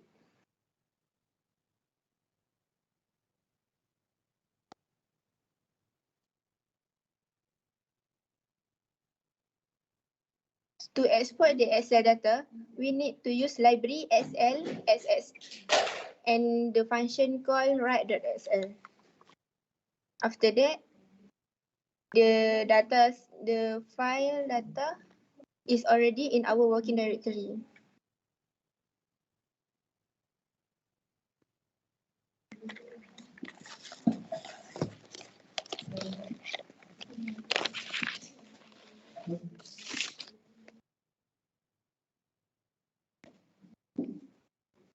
I am Nura Ashiki binti Sarunizam. I will be continuing the presentation on importing TXT data. So TXT data is a tab delimited text file. So to import TXT data, we will be using read.table function. So first, we declare the file as data2, and then we will be using read.table function. So the first argument for read.table function is our file, which is dev_malaysia.txt. And then our second argument is header, which we want R to consider that the first row is the variable names, which is here we put as header equals to true. So the third argument is our separator. In R, separator is known as sep. Separated value is defined as /t because R can only read /t as tag character.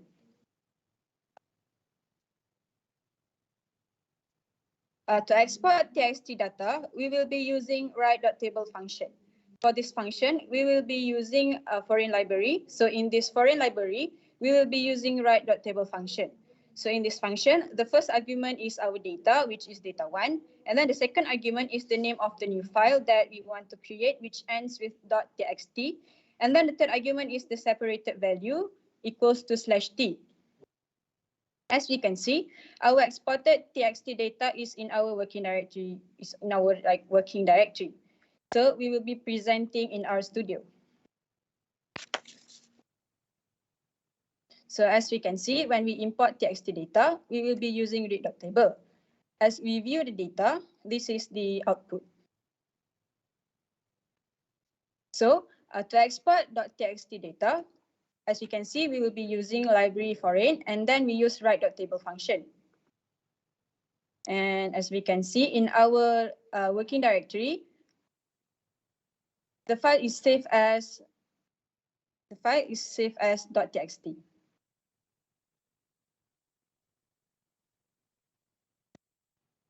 Next, I will be talking about importing and exporting SPSS data file.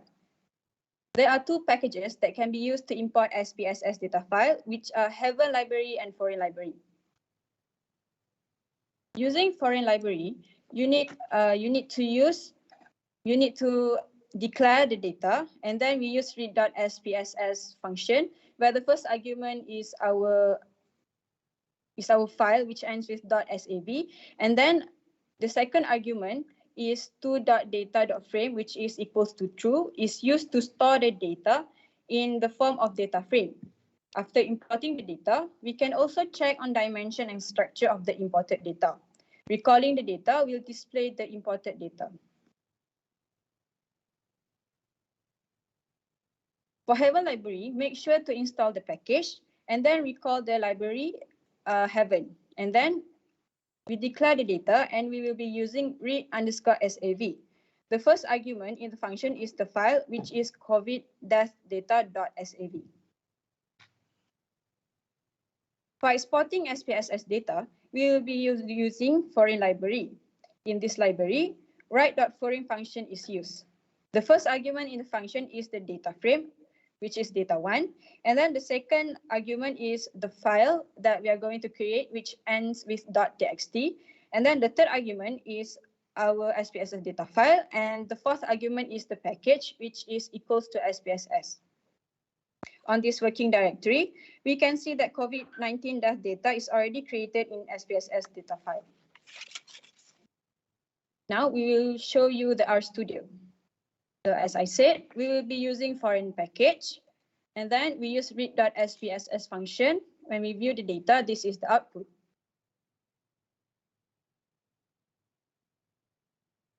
And then for Heaven package, we use library Heaven, and we use read_sav function. When we view the data, this is the output.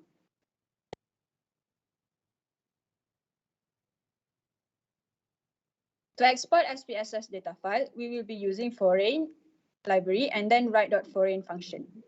So as we can see, it is already in our working directory in SPSS. I will be continuing in importing stata data file. For importing stata data file, we use foreign library package.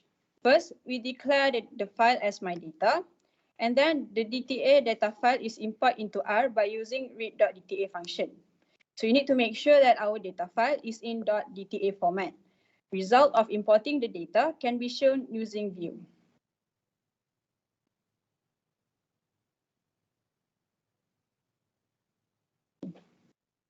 Next.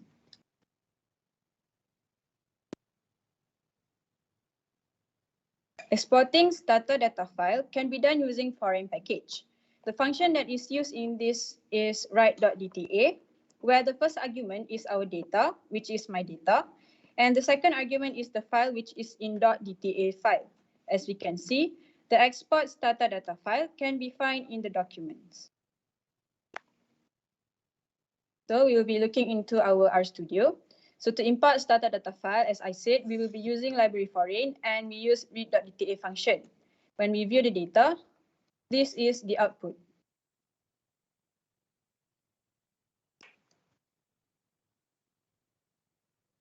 To export stata data file, library foreign is used and write.dta function is used.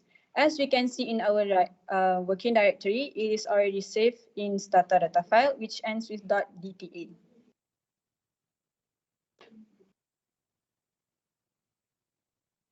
And the last one, we will be looking into importing and exporting SAS data. For importing SAS data file, we will be using Heaven library. First, declare the data as COVID-19 death, and then we will be using read_SAS function. So the first argument for this function is the data file, which is in .sas7b format. The second argument is num. So when we view the data, this is the output. So for exporting SAS data file, we will be using foreign library. Write.foreign function is used where the step is quite similar to exporting SPSS data file, which is the first argument is the data frame, where in this case it is data 4. And then the second argument is the txt file. And then the third argument is the SPSS data file. And it ends with the package which is equal to SAS. We will show you the RStudio.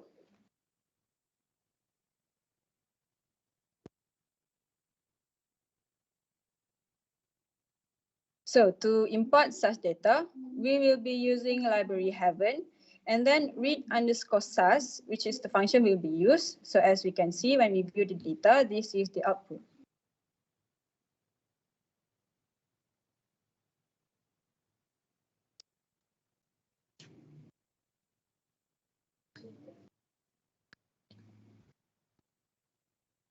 So to export SAS data file, we will be using library foreign and then write.foreign function is used.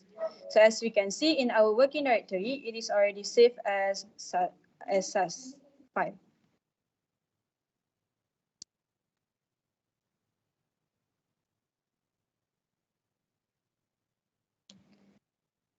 So that is all from my group.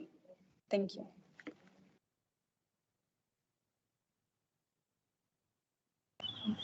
Thank you so much.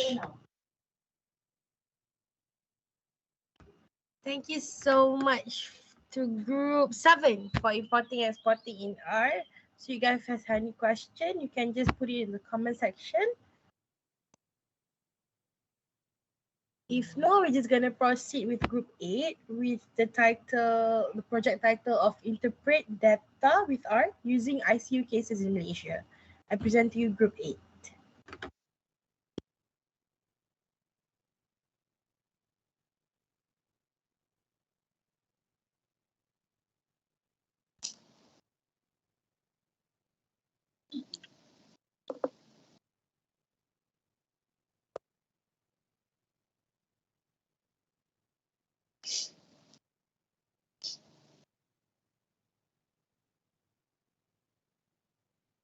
Good morning and Assalamualaikum everyone. We are from Group 8. We'll be presenting about interpreting the data regarding COVID-19 cases in Malaysia that clarifies in ICU.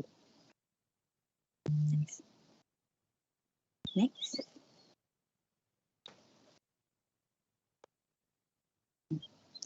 Before I started, I'll present to you my group members, which are Syahmina Humaira binti Hizir, Alice Eliza binti Rosli, Irham Syafiqal binti Fauzi, Najwa Izzati binti Mohamedun, Muhammad Ilman Ashraf bin Nazri, and Muhammad Atik bin Abdul Razak.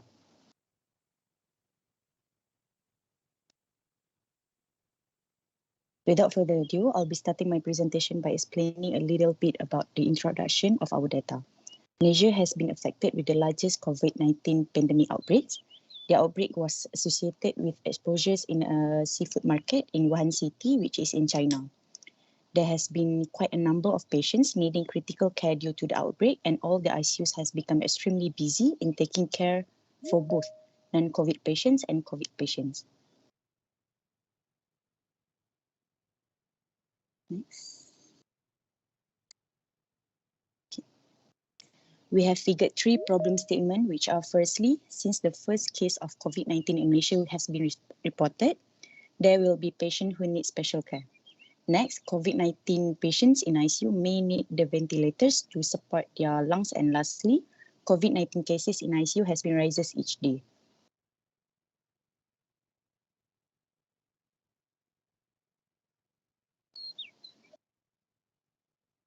Next, our research objective are firstly to study the mean difference between COVID-19 patients and non-COVID-19 patients in ICU. Secondly, our aim is also to study the connection between the ventilators in the hospital and the COVID-19 patients itself. And our last research objective is to study the relationship between COVID-19 cases that has been admitted in ICU within date since the first day of COVID-19 cases has been reported.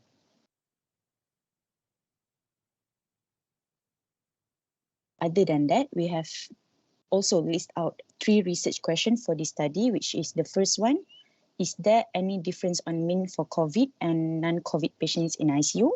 Secondly, is there any association between the ventilators for COVID-19 cases and the patients in ICU? And the last one, is there any relationship between COVID-19 cases in ICU with it? These 3 research questions will lead us to the hypothesis statement. Our first hypothesis statement is we assume that there is significant difference on mean for COVID and non-COVID patients in ICU. Next, there is strong positive correlation between the ventilators for COVID-19 cases and the patients in ICU. Lastly, there is relationship between COVID-19 cases in ICU and death. We will move on into the next slide, which is methodology. Hence, there are 4 elements in methodology, which are research design, sampling techniques, inclusion and exclusion criteria, and instrument tools. Firstly, we have 2 kinds of research design, which are quantitative and correlational design. Secondly, we are using cluster sampling as our sampling technique in collecting our data. Next, our inclusion and exclusion criteria are the study of Malaysian ICU patients in 2022. And our last methodology is we are using online portals such as GitHub as our instrument and reference tools. We are using 3 statistical methods in interpreting our data using R. For instance, we are using paired sample t-test to achieve our first objective, which is to study the mean difference between COVID and non-COVID patients in ICU. Next, we choose to use correlation test to achieve our second objective, which is to study the connection between the ventilators in the hospital and the COVID-19 patient itself. Finally, we are testing our data to achieve the third objective, which is to study the relationship between COVID-19 cases that admitted into the ICU along with the date by using one-way ANOVA. I'll passing the pattern to my fellow group members, which is Shahmina Humaira, to present on how we run our data using R Studio and to let you understand more about our data.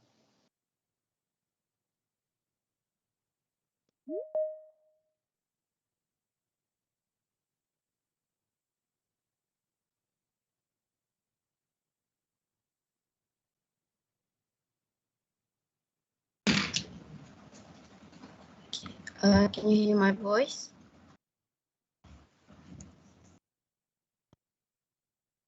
Yes, I can hear you clearly. Thank you. Next, for the R Studio session, I am Shamina Marabiti Hise. We'll be going to show you how we interpret our ICU data using R based on our objective. So firstly, before we move on to our objective, we need to import our data that we took from the GitHub into our R. As you can see, I already imported the data into our R, so we can see the data now. So as you can see, the real ICU data is too large to analyze, which they have from 24th March 2020 until 27th January of 2023. So what we want to do is we want to filter our data for year 2022 only. So we are going to use library deployer and filter function, and we name it as ICU_new. So this is the new data, which is from 1st January 2022 until 31st December 2022. So now we can proceed to first objective, which is to study the mean difference between COVID and non-COVID patients in ICU. We're going to use pair sample t-test. So to use pair sample t-test, we need to see if the data is normally distributed or not. So first, I'm going to see the difference. So this is the difference of the mean. And there are two ways to see the result. First is using library ggplot2 box plot. And here is the result. Second way is statistical view. The hypothesis statement is H null, the data is normally distributed. H1, the data is not normally distributed. So we are going to use library node-test and lily.test. As you can see, the p-value is equal to 2.2e to the power of -16, which is less than alpha 0.05. So we need to reject H null, and we can conclude that the data is not normally distributed. So if the data is not normally distributed, we have to use Wilcox.test for paired sample t-test. And the hypothesis statement is H null, there are no significant difference on mean of COVID and non-COVID patients in ICU. H1, there are significant difference on mean of COVID and non-COVID patients in ICU. And here is the result. The p-value is equal to 2.2 e to the power of -16, which is less than alpha 0.05. So we can conclude that there are significant difference on mean of COVID and non-COVID patients in ICU because we reject the H null.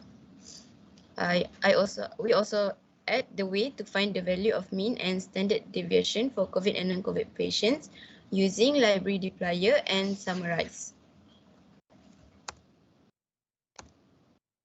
And here is the result.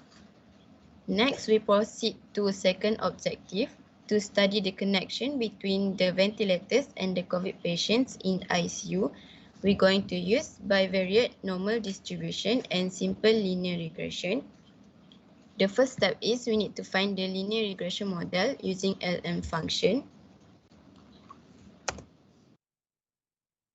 So the result shows that the model is y equal to 0.5307 plus 1.5994x.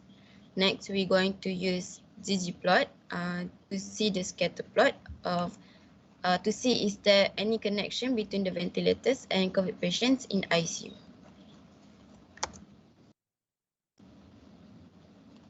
So as you can see from the result, we can conclude that there is a strong positive relationship between ventilators and COVID-19 patients, which means that all of the COVID patients in ICU are using the ventilators.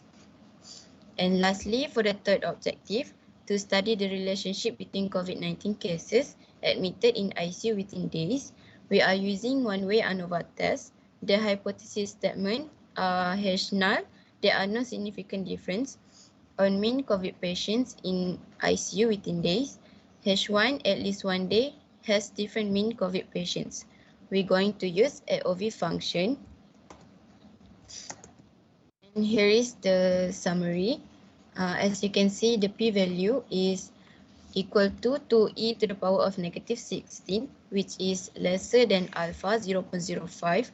So we are going to reject H null, and we conclude that at least one day has different mean COVID patients. And we also would like to add some information on how to see the data of COVID-19 patients on within days using ggplot2 and bar graph. So here is the result of the COVID-19 patients.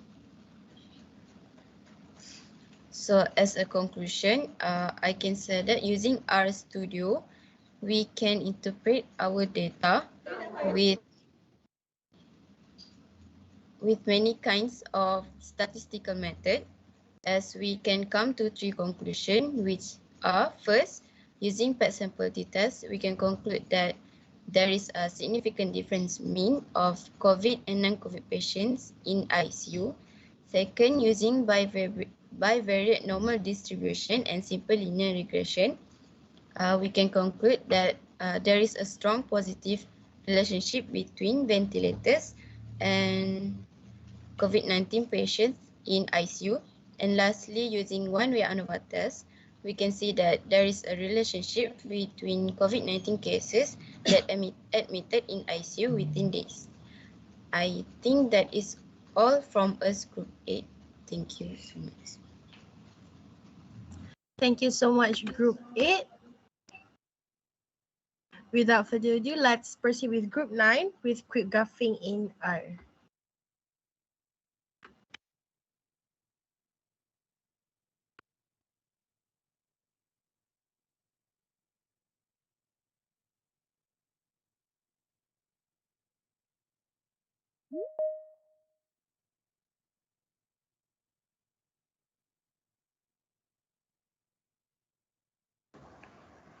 Okay.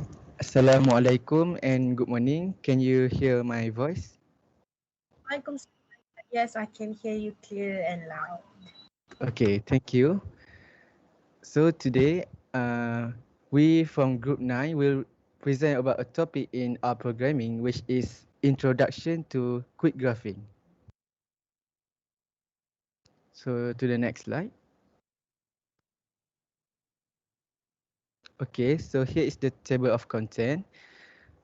We are going to introduce our team, and we're going to into the introduction of quick graphing, then to the basic data visualization, basic graph, basic plotting graph, benefit of analysis, and conclusion. So I'm going to introduce our group members.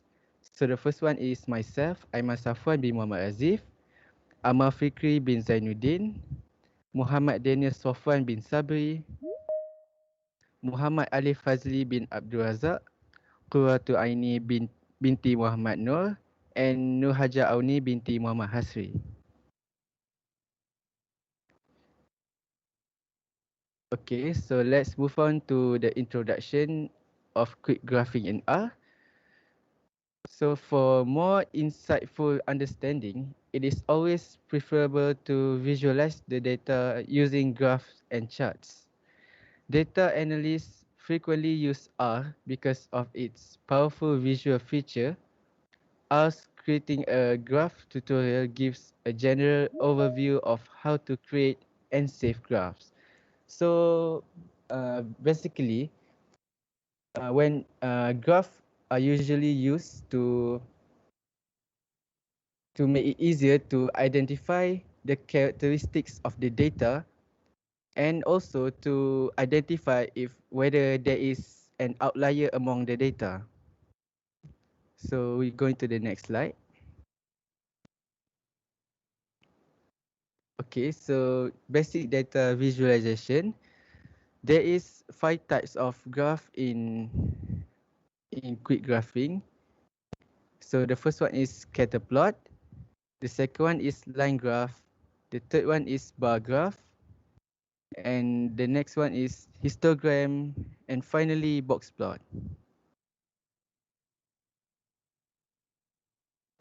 Okay, so for the first one, that is scatter plot. So if you want to make a scatter plot, the data, the two data must be in numerical data, and the function of scatter plot is to see whether there is a relationship between the two numerical data. So the function for the scatter plot, it is plot bracket the x axis data, comma y axis data, comma type equals to p. So in order to create a scatter plot, the type of graph for the scatter plot is P. There's also another function to that we can use in order to create a scatter plot, which is ggplot bracket the data, which is in the form of a data frame, comma AES bracket x equals to x-axis, which is the variable, the column in the data frame that represents for the x-axis, comma y equals to y-axis, close bracket, plus geom plot. Okay, so we going to the next slide to see the scatter plot. So here is the example of the scatter plot. As we can see, the plot is in we're going to use the two numerical data, so we can see for the x-axis and y-axis. The year and the commercial is in the numerical data, and we can see the plots in the box represents the scatter plot. So we move the next one. Okay, we can also adding line to the scatter plot by adding a function which is geom_line. So we can see at the scatter plot there is a combination between points and also lines. Okay, we move on to the next type of chart, which is line graph. So line graphs utilize points and lines to represent change over time, and also shows a line joining several points or a line that shows the relation between the points. So the line graph is basically almost the same like the scatter plot, but there won't be any points in the graph. So the function for line graph is plot open in the bracket x-axis, comma y-axis, comma type equals to L. The L which is represents for line graph.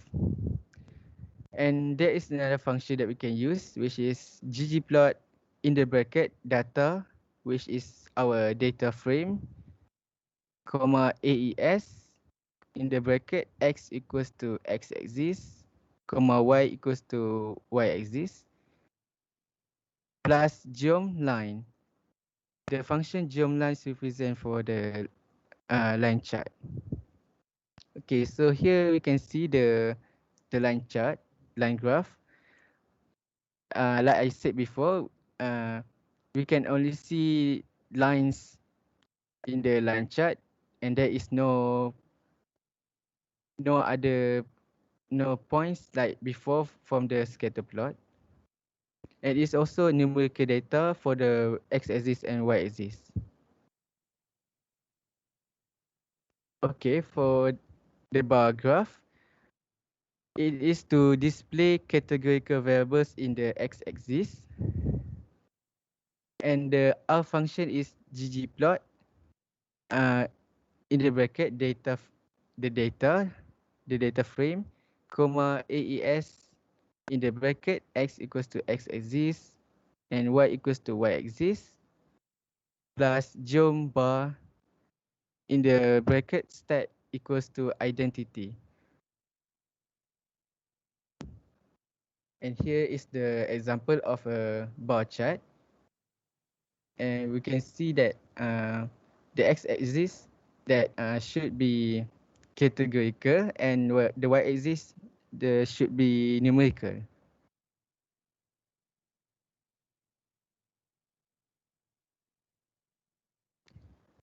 Okay, so the other type of graph is histogram.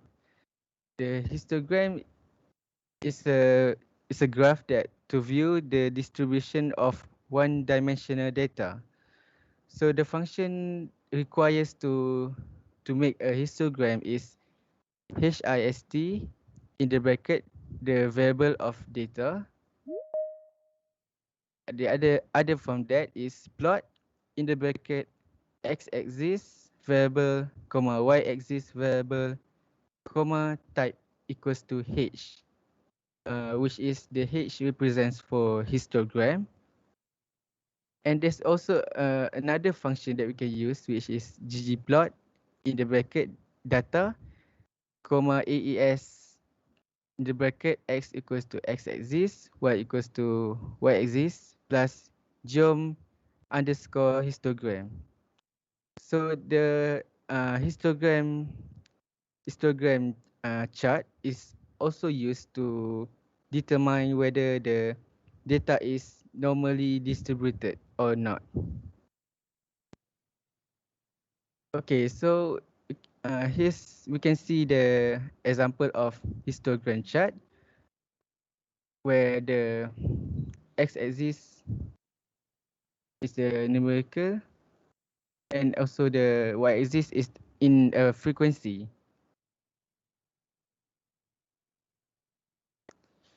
Okay, finally is the box plot.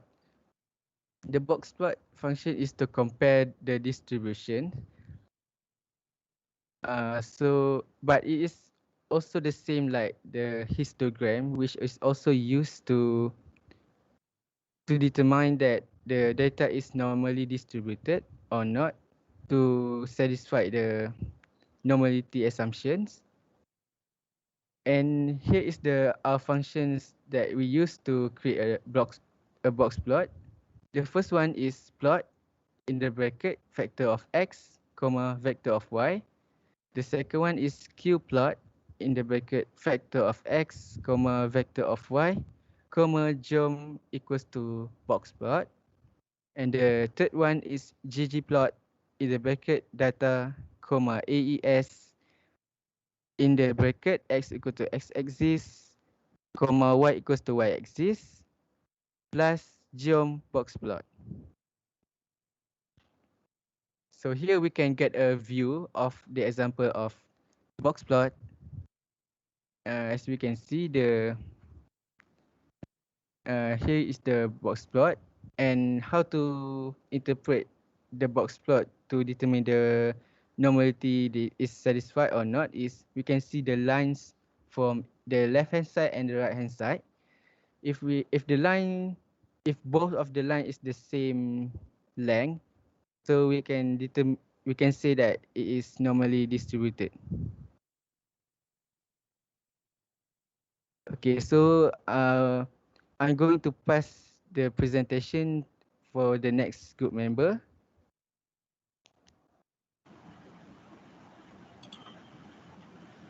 Okay, can you hear me clearly? Yes. Okay, thank you for the response. Okay, so I will continue to the basic plotting graph. Okay, so there is two part. The part 3 is which is line on chart has been explained by Ayman. So I didn't include in the slide. So there is two part basic plotting, including for the first part is the title and um,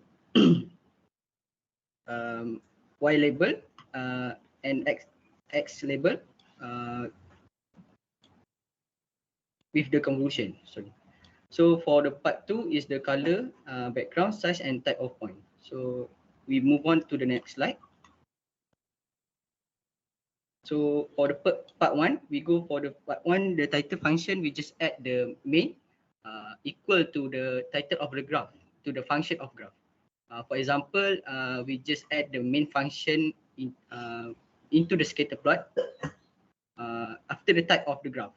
And don't forget the double quotation because we use string. And for axis label and conclusion function, we add the x lab equal to the x axis variable name and y lab to the y axis variable name. Okay, sometimes we need to change the variable name for axis label because sometimes we need to place the unit for the variable on the axis. So we just change it with x lab and y lab function. Okay, lastly, for the conclusion, we use sub equal to the conclusion into our graph function.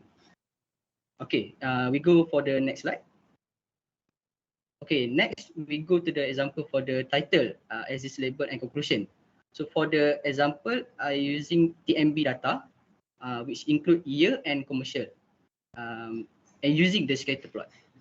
So we just rename the data as data one. So our x-axis variable data one $sign year, y-axis variable data one $sign commercial, and type is P for scatter plot.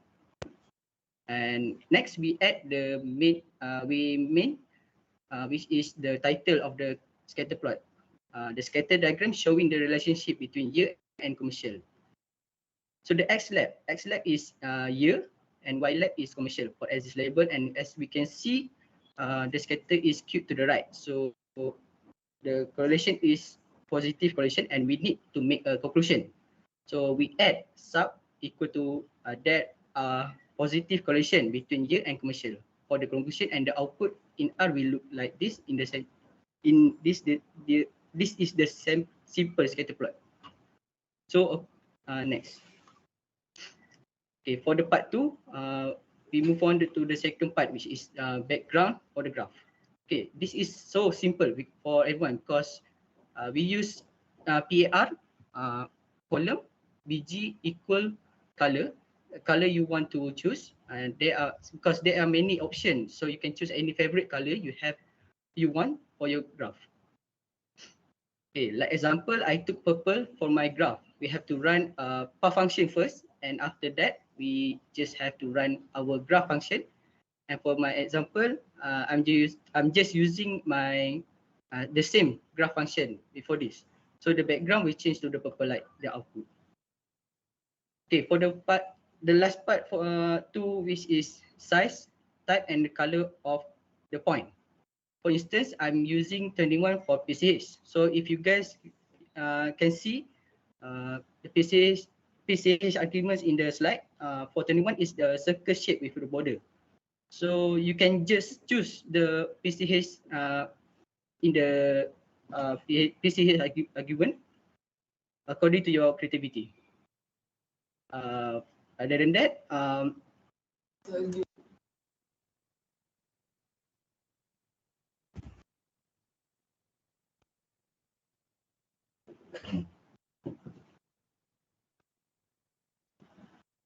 next before yes okay. So CEX equal to 1.5. So the CEX is for the size of point. Size of point you can choose suitable for the graph. So LWD is point for border size for PCH.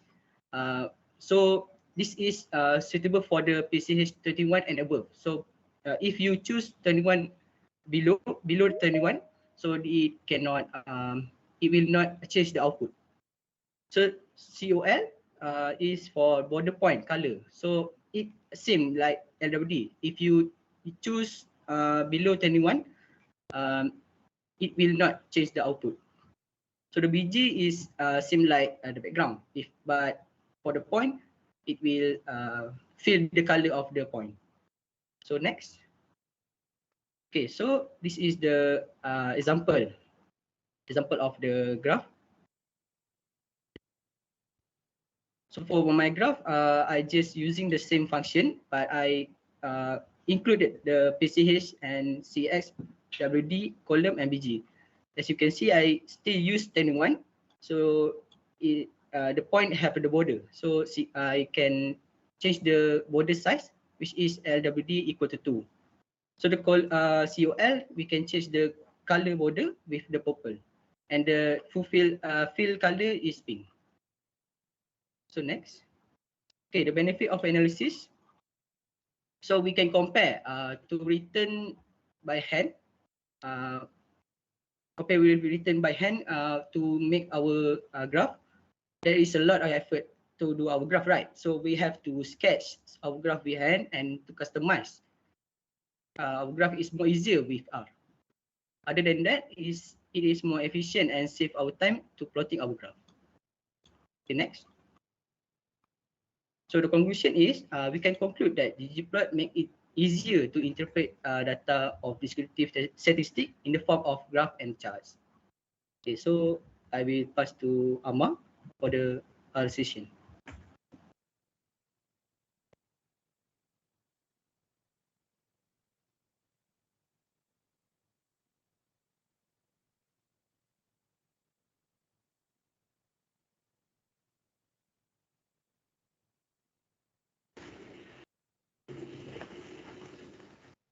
Okay. So before that, can you hear my voice and can you see that I share my screen here? Yes, Amma, I can hear your voice and I can also see your screen right now.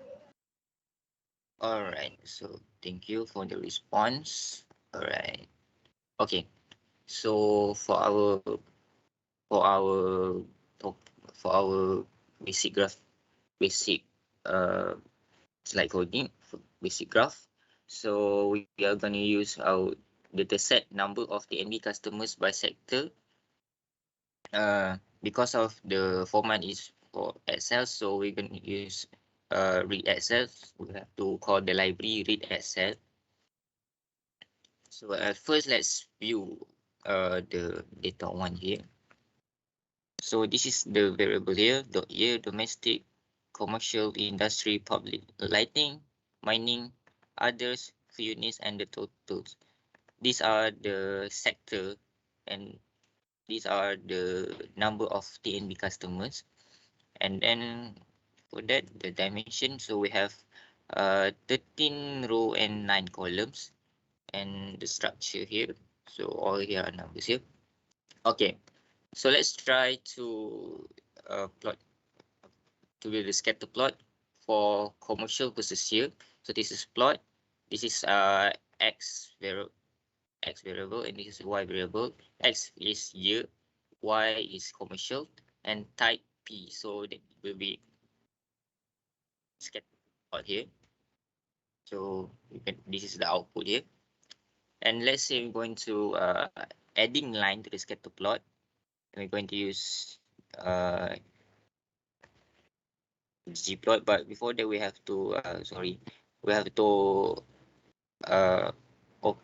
call the library ggplot to first if we want to use the ggplot function.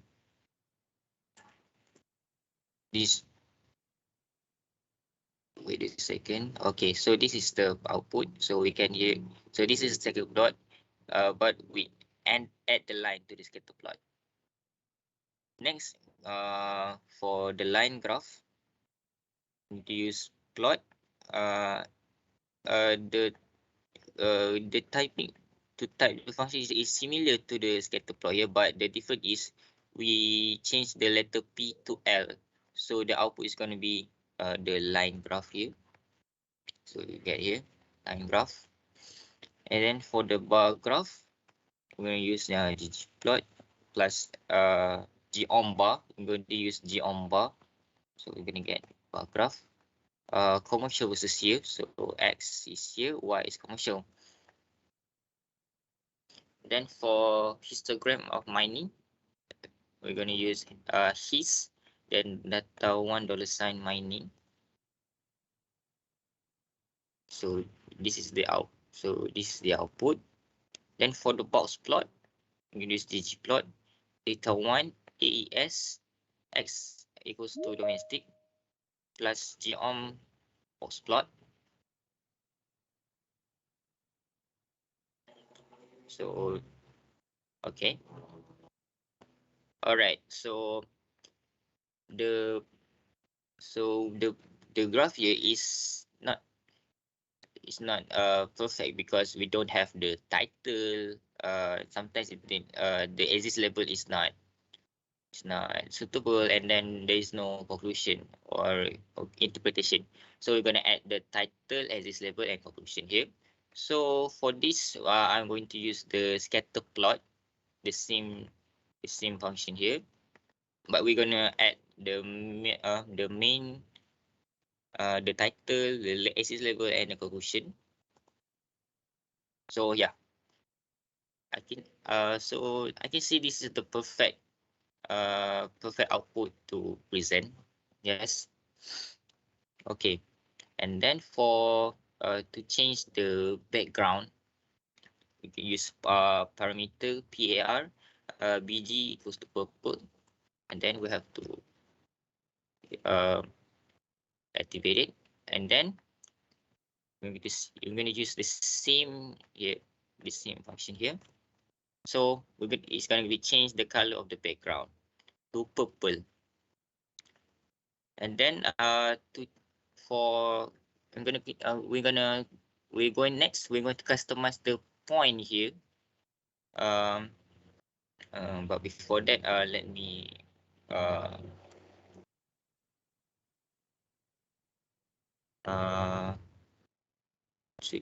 change to white first. Okay, so we're gonna use add PCS equals to 21, CEX equals to 1.5, LWD equals to 2, and then color purple, BG equals to pink. Okay, so LWD means the shape. I mean the size. Let the size of the point here, and then TCH is the symbol. Let's say if I want to change that to 22. Oh yes, it's going to change here. All right. And then another one. Let's say 23. Yes, it's going to change color here. Oh, all right. Before that, for the color, actually we can use the HTML color code. So before that, for the background, maybe I want to change to light blue. So okay, so I'm going to use the light blue background here, and then the color I can use the HTML color code here.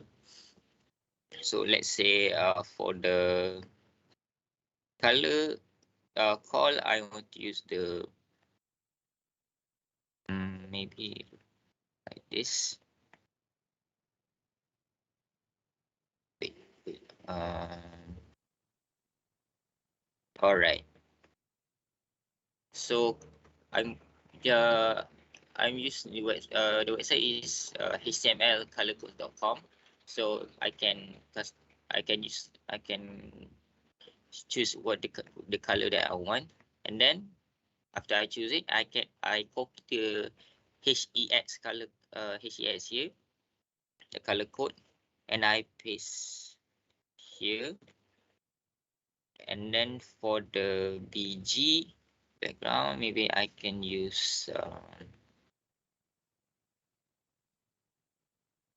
all right, HEX copy, and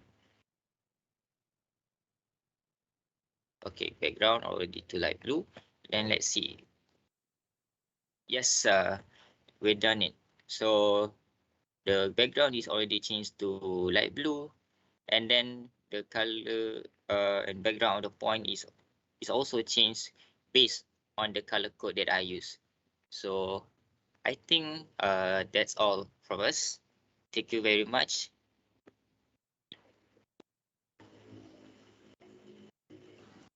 Thank you so much, Group 9 with quick graphing in R. So let's continue with the next group, Group 10, with the title of Interpret Data with R using Diabetes in Pregnancy Data. I present to you Group 10.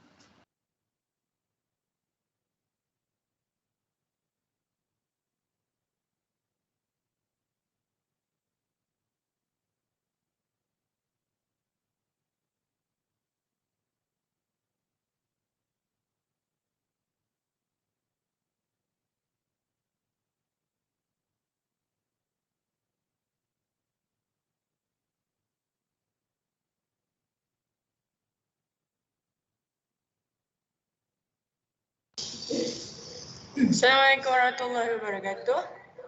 Okay, our group will present about diabetes in pregnancy.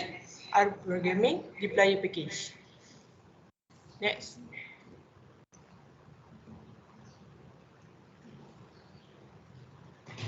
About this study, diabetes always happen during pregnancy. We want to analyze the dataset using the package. Tak dengar? Diabetes always happen during pregnancy. We want to analyze the dataset using a package that we have discovered in R, which is deploy package. We also provide a few questions to enhance our understanding about the study. Next. This is our team members. Nur Arina binti Zakifli, Nur Syara Amalia binti Nazri, Nur Susiliana binti Rizwan. Next. Rabiata Adawiyah binti Basir, Nur Fairuz Syahira binti Ahmad Fuzi, Sakina binti Azhar. Next.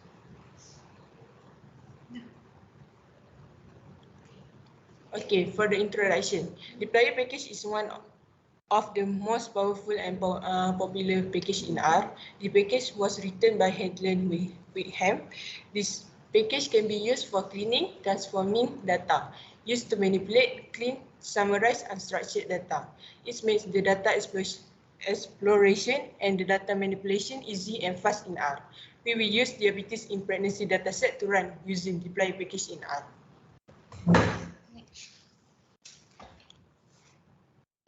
So, for this study, our main objective is to teach the audience on how to use deployer package in R programming. Second, to obtain mean and standard deviation for data BMI. Third, to find the number of pregnancies with BMI more than 33.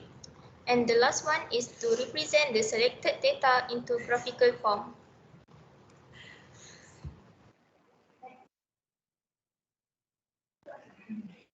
Alright, we move to methodology. We use the data from DrMNA's website.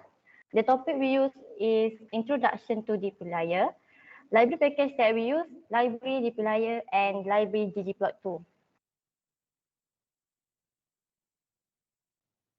And for the descriptive statistic, we use to calculate the means and standard deviation for variable in diabetes in pregnancy data. And we also to show the data using suitable visual form, which is easy to understand, example like histogram and box plot.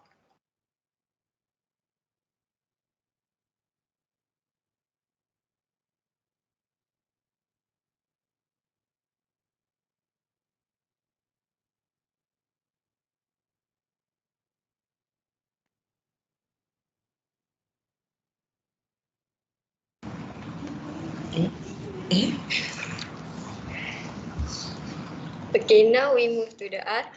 Okay, the data we get from GitHub. Now this is the data.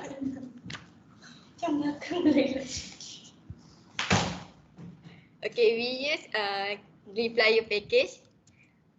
Okay, for in deployer package, there has some function. For the first function is filter function. Filter function is to pick observation by their value. So we want to select all BMI more than 40. So this is the output. That BMI is more than 40. Okay, for next is we use the arrange function. Arrange function is to reorder the row. So we want to sort to find the higher blood pressure level in diabetes. So we use the arrange function. This is the arrange function. In the for the higher blood pressure, this is in descending order. Okay, next is we use select function. Select function is to pick variable by their names. That is column names. So we want to display column of pregnancy until blood pressure. Select, we use the select function, diabetes, pregnancies, and colon until blood pressure. So So this is the output, which is pregnancy until blood pressure.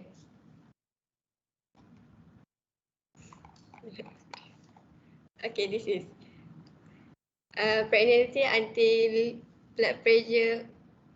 So for the next question is summarize function. Summarize is to create a single summary. Usually we use to descriptive statistic. So we want to find average and standard deviation of BMI. So this is the average and the standard deviation of BMI. For the next question is rename function. So rename function is for rename the column. So we want to rename the variable diabetes p degree function as diabetes p degree. So we put the rename diabetes and the new name equal to old name, like this. So this has changed the name. This one. Okay, for next is we use piping in this deploy package. So this is the group by function. Group by function is for operating on it group by group. We want to find the number of pregnancy who has indicate plasma glucose concentration more than 120. So this is the group by pregnancy, and we use filter glucose more than 120. Next is we want to find the number of pregnancy who has BMI more than 33 and display number of pregnancy, BMI and age only. So we use the group by function, filter and select function. So this is only pregnancy, BMI and age output only. Next is find age who has BMI more than 40 and display age, number of pregnancy, BMI, glucose and outcome. Outcome is patient has diabetes or not. So this is the outcome. We use arrange as descending order for outcome. Okay, next we continue with the next person. Okay, so next, in the player package also, we have record function. So record function is for if we want to record the value. Okay, so the question is if we want to record the outcome. So as we can see, the outcome is 1, 1, 1, 0 and 0. So we want to record it as no and yes. So if we can see the structure of diabetes is the outcome is integer, so we need to change the outcome as a factor. So the diabetes outcome already changed as the factor. We can record it. Then it will be like this: no, yes. 0 for no, 1 for yes, which is 0 is no diabetes, 1 is has diabetes. So next question, in the player package, we also can use, we also can put graph in this package. So if you want to put a graph, I use ggplot. So first we must declare the library ggplot. Then we use piping because we want to put the ggplot in there. So the question is make a histogram of indicates plasma glucose concentration. So piping diabetes, the data, select glucose because we want to appear the glucose. ggplot x is glucose. This is the function of histogram, join underscore histogram. So this is the color of the bar, this is the color of the border, and the width of the pins. So this is the labs is for the title. This is the title name, histogram of plasma glucose concentration. This is team light. So we run it and it will be like this. So this is the histogram of plasma glucose concentration. Okay, So next, the last question. We put the box plot, which is the question is make a box plot showing distribution of BMI by diabetes outcome. So as usual, put the data name diabetes. Piping filter BMI more than 40 because we want to appear the BMI more than 40. Then the ggplot. X is outcome. If the outcome is not being a factor, we must put as factor. And Y is BMI. Then this is the geom to make the graph more prettier, and geom jitter same. This is will appear as a point, as you can see like this.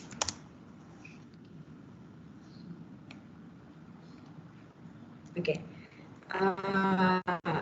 I don't know if you can see, but the bling at the back, this is the point, which is come from geom underscore jitter. So the title is box plot showing distribution of BMI by diabetes outcome. So this is the outcome, which is 0 and 1, which is this is for no doesn't have diabetes, and this is has diabetes. So this is the BMI. That's all.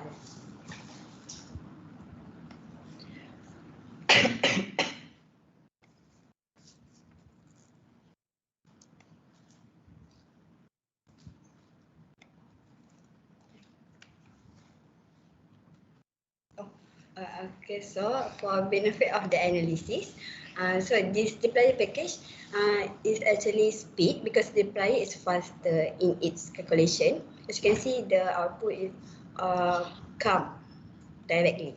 So second, cleaner code. The syntax enable function chaining, which eliminates any potential code clutter and facilitate easier code writing.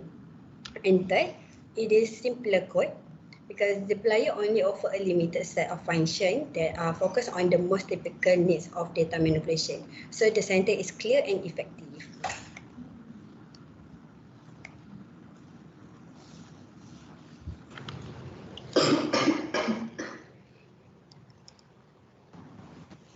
And for the conclusion, we will be able to learn the deployer function that allow you to solve the vast majority of our data manipulation challenge. For example, filter function, select function, summarize function, rename function, and so on. We also discovered the health of expectant mothers and the fetus, the numbers of pregnant mothers with diabetes, and the data related to glucose, blood pressure, skin thickness, insulin, BMI, and many more. That's all from us. Thank you. Thank you so much, Group 10, in interpreting data with our using diabetes in the pregnancy data. Let's proceed with the next group, Group 11, with importing and exporting data.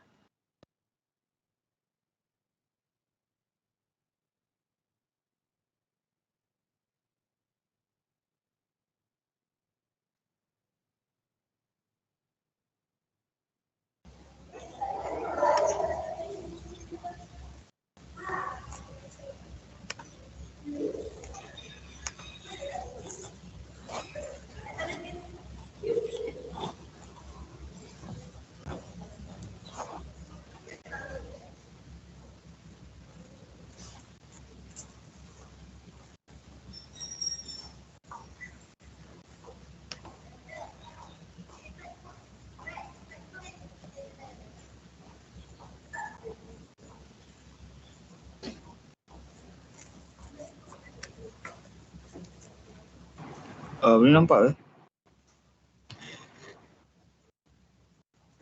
Yes, boleh nampak. Boleh. Okay.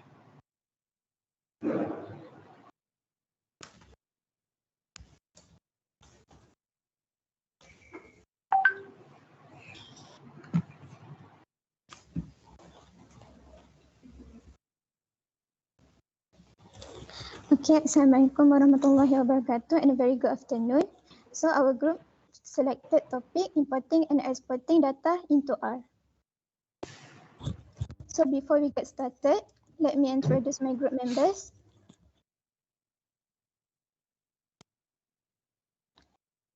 I'm first, me Fariza, Irdin Hazika, Muhammad Afiq Aiman, Muhammad Musin, Nur Ali Afina, and also Leslie Putri Nur Akilah.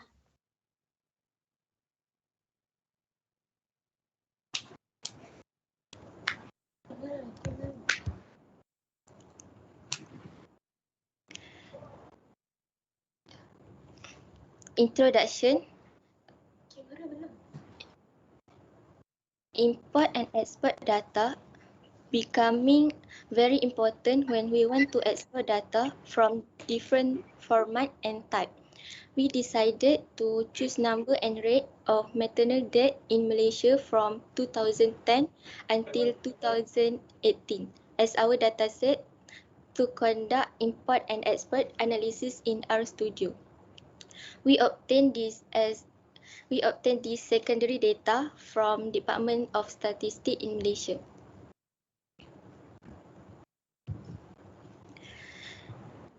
Next, problem statement. It can be challenging to examine data in a better visualization. Without importing data into R, we cannot analyze data to make it easier for people to identify patterns, trends, and outliers in a large data set. Next, for objective, first we want to get a better data visualization of multiple dataset type in R. Second, we want to import and export data from different type of format in R to run analysis. Research question. First, how to get a better data visualization of maternal death rate in Malaysia from 2010 until 2018. Second, how to import and export data using Excel, SPSS, and Stata. Third, how to import data from internet using GitHub.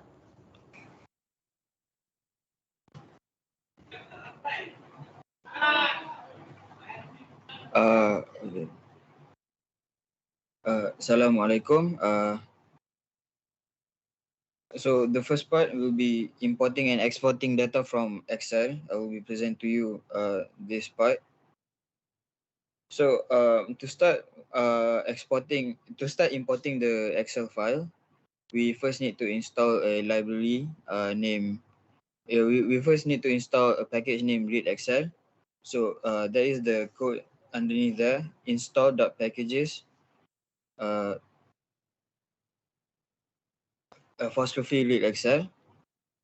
And then after you install the package, you need to call it out by using library read Excel. And after that, now we can start importing the data to our studio by typing the command below. My data one is the name of the data that you want to name your data with. Read_Excel. You call out the name of the file from your files. Maternal death is the name of the files. .xlsx, comma, sheet apostrophe demo. The sheet is when, if you saw in the Excel, you saw the number of sheets underneath there. So you call the demo as in the name of the sheet. And then after you do that, you can now open the data in R. And next, we export data from R to Excel. First of all, we need to install the XLSX package. So we type the code below, install.packages, open XLSX. After you install the package, you need to call the package out by using library, the same as before. Library, open XLSX, and then we can begin by typing the data below to export the data. write.xlsx, data1, Excel export dot xlsx. Excel export dot xlsx is the name of the file that you want to name it, and data1 is the name of the file in R itself. I picked data1 because before this, during our import, I named the data my data1. So if you want to export the data, you put my data1 as well. So to show the demo,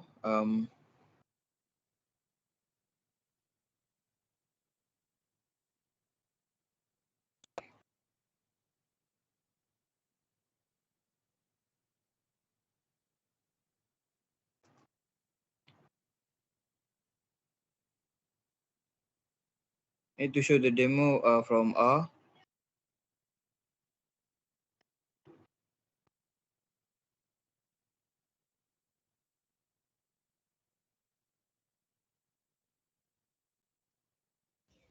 And or at the back. And just please continue with the presentation. Okay, next move to the import and export data from SPSS. Next slide.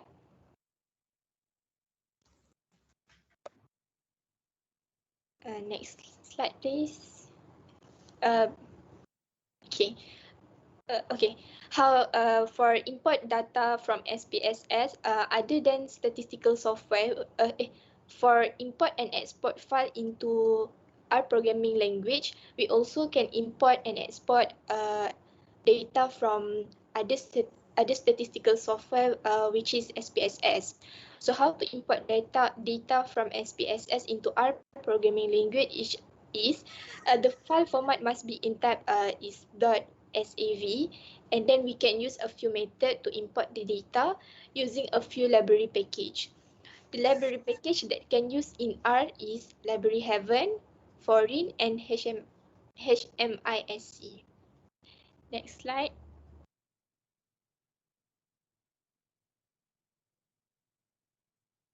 Okay, first method by using library heaven. First, we need to load the package by calling the library, which is library heaven. If the package is not available in our package R, so we need to install the package first. And then we use the read_sav function to import SPSS file. For example, we want to store the data maternal read.sav into our R programming language to store in data1. After that, once we have imported the SPSS file, we can get the summary of data, for example, class data1. Next slide. Second method is by using library foreign. Also follow the same step like library heaven, but we use the different package. First, we need to load the package by calling the library, which is library foreign. Then we use the read.spss function to import SPSS file, and we need to put the argument to.data.frame equal to true. If we don't put the argument, we cannot run our coding. And then once we have imported the SPSS file, we can get the summary of data. Okay, next slide. And then the third method is by using library HMISC. Also follow the same step. First, we need load the package by calling the library, which is library HMISC. And then we use different function with function SPSS.get, and also use the argument use.value.labels equal to true. And then we also can get the summary of data. Next. And then exporting into SPSS data file. To export in data from our programming language to SPSS data file, we use library foreign. First, we need to load the package by calling the library, and then we use the write.foreign function to export the SPSS file. Okay. And then after we load our export our SPSS file, we can check our file into a file working directory.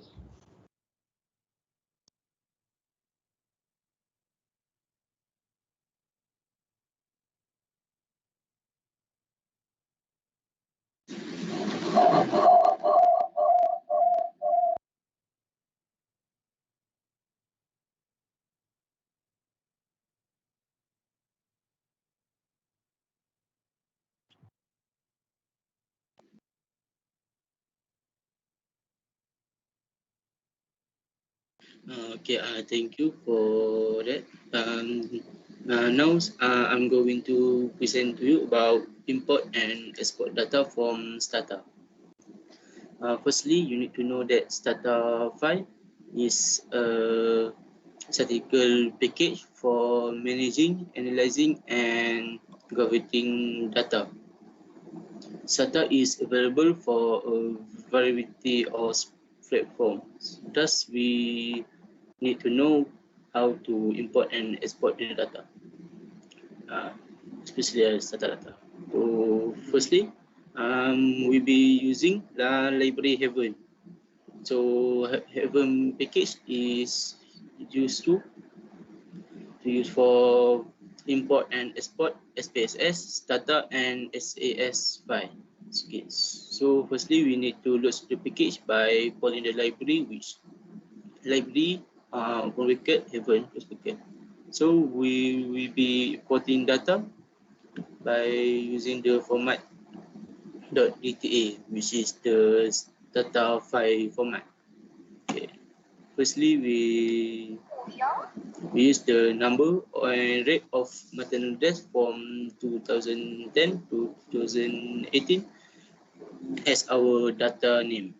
So firstly, we need to key in input data underscore DTA bracket maternal death rate dot DTA and quotation mark and bracket. This is our DTA file, which we need to download it before we can import it. Okay, so to know what kind of data that we input it, we can use class and then the data that we named before. And to view it, we use view and the number and rate of maternal deaths from 2010 to 2018. Okay, next slide. So these are for exporting into Stata data file. We will be using library for that.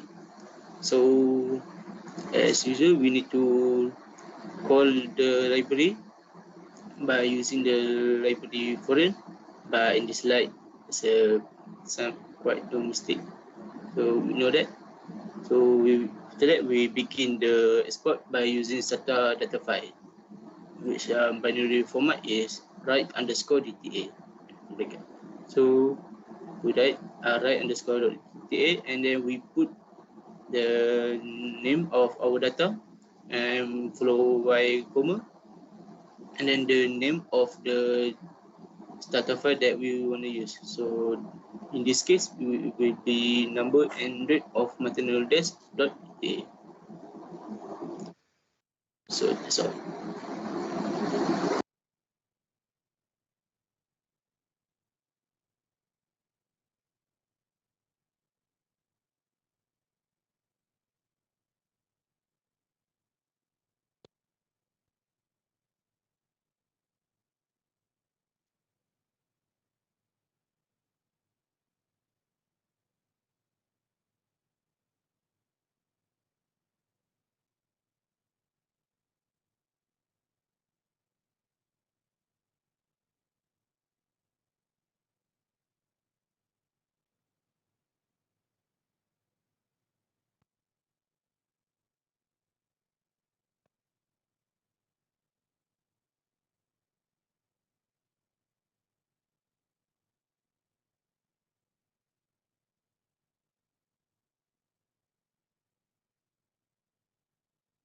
Belum.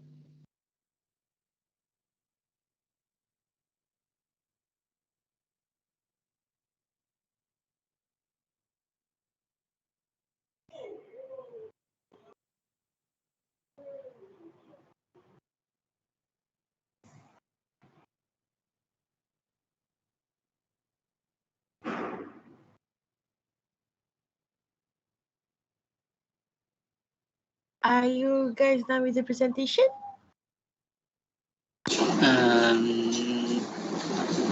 Not yet. Just waiting for another one. Okay, okay.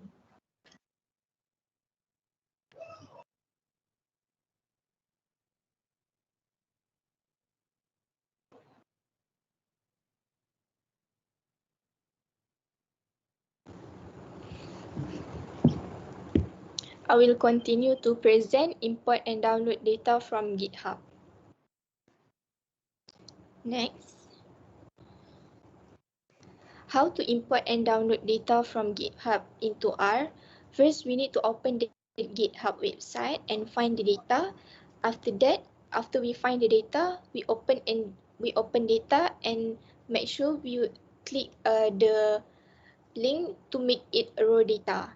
After that, we copy link the raw data to paste in our R programming language. Next. Okay. For this topic, we use Zing MySejahtera data. First, we need to get the URL, which is at the slide, HTTPS, and so on. How to download the data? We need to store our data for example, in data1 and using the read.csv package. The URL should be in the double inverted comma, because if not put the double inverted comma, we cannot run the data. Okay, for the conclusion, there are so many ways to import external data into R for a better visualization and also to export back. When your data is saved locally, you can go back to it later to edit and add more data or change them, preserving the formulas that you may be using to calculate the data.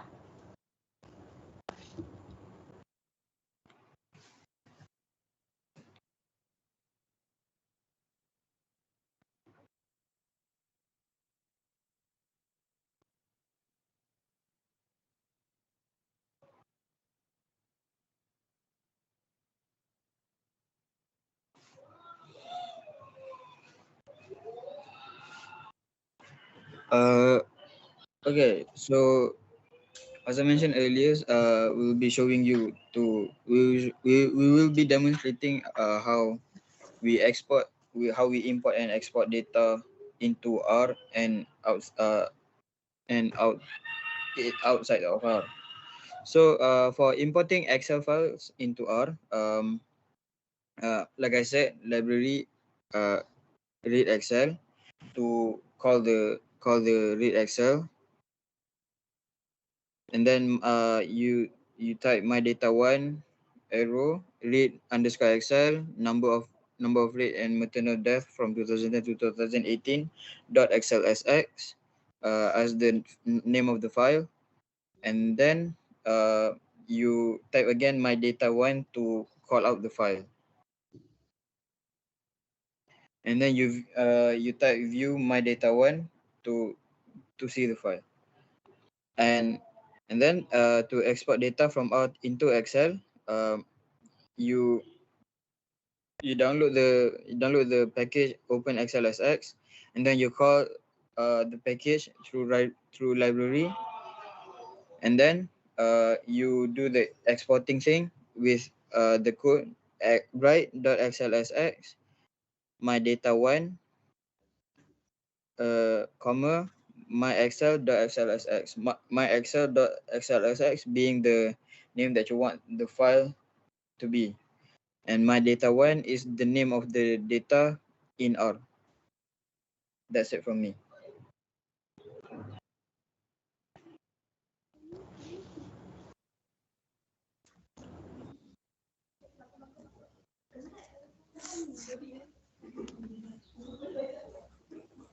Next, move to import and export SPSS file. So first, you must set the working directory and choose the SPSS file in the format .sav. So first, we want to import SPSS data into R by using package heaven. first, we need to load the library heaven. After we run the library heaven, we store the data that we want to import into data1 and using function with underscore sav. After we run, we can check our data, which is data1, and we can get summary our data. For example, we want to know the class of our data.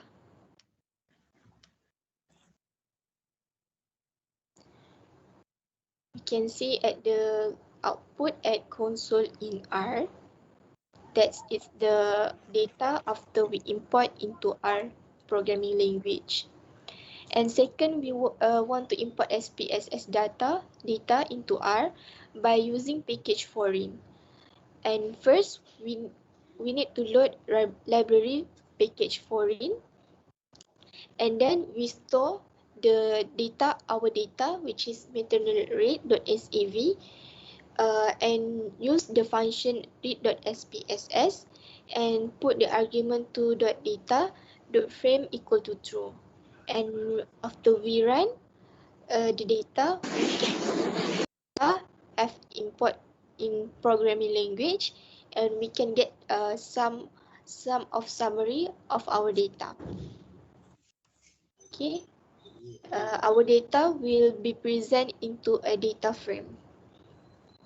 And then we import SPSS data into R by using package HMISC.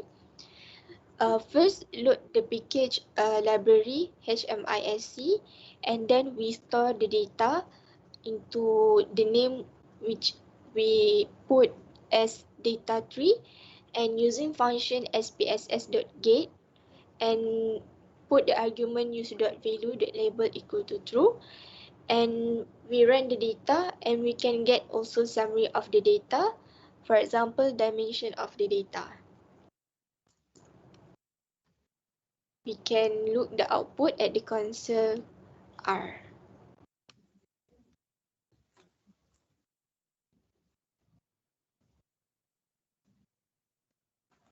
Okay, that's the output, and then we move to the export data from R into SPSS. So first, we use the library foreign, and we need to call it first, and then we use write the foreign function, and we put the data that we want to export, for example data1, and we need to put the name file that we want, for example data1.txt, or we want to export to SPSS, which is data1.spss, and put the argument which package equal to double inverted comma SPSS. And then after we run, we can check our file that we have export into our file at our file working directory. So that's all for import and export data to SPSS.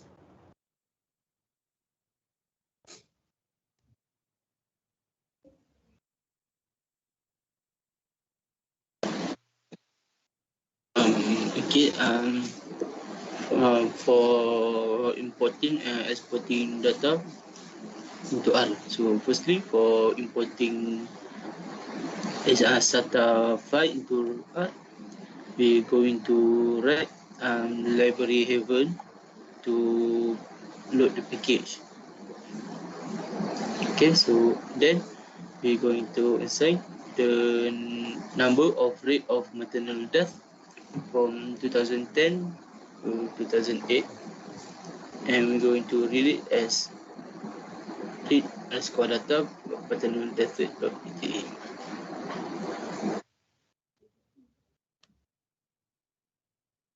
Okay.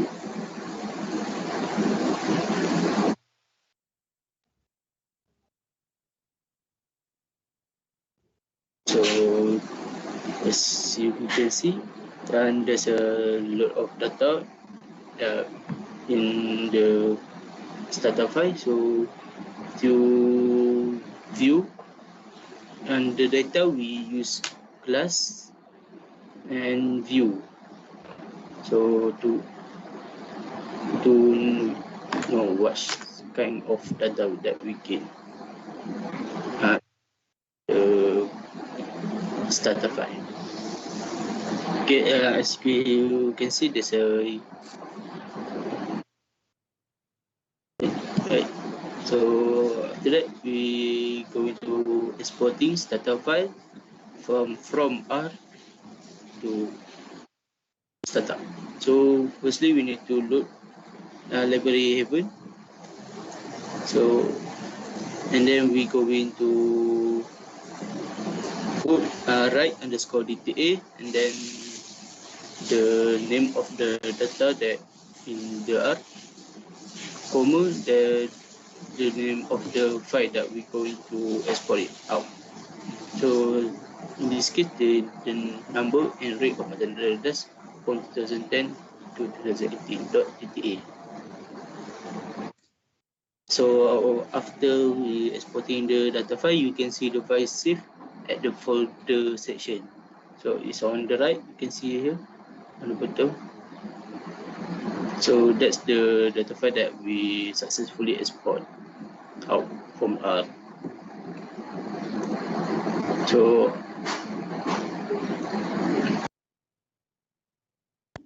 that's the data that we came for.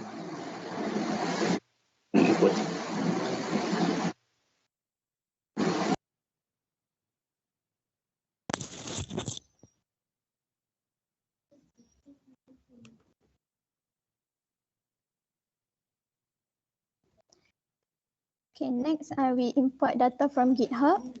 Okay, first we type the URL and key in the link that we get from the GitHub and website, and we name the data name, and then read.csv inside the bracket the URL that the link that we put in the URL.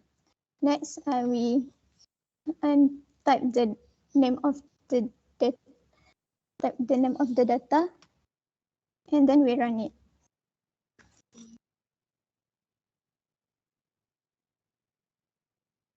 So you can see in the console all the data from the GitHub. The data is the data of COVID-19 in Malaysia from MySejahtera. So that's all from us. Thank you. Thank you so much, Group 10. Let's now proceed with Group 11. Thank you, Group 11. Let's proceed with Group 12 with Interpret Data with R using DrMNA in Malaysia data.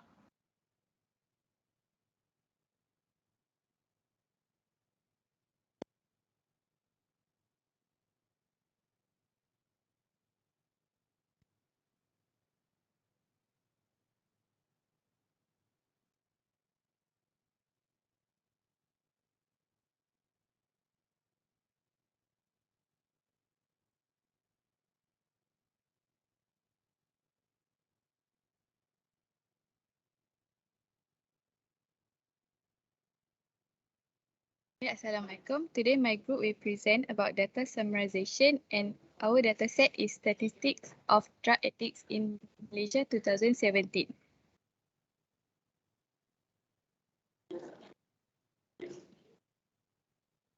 So this is my group member. Me Erdina, next Nur Aliyah Najwa, Nur Afrina Shamimi, Nur Farida, and Nur Afrina Batrisha. Next.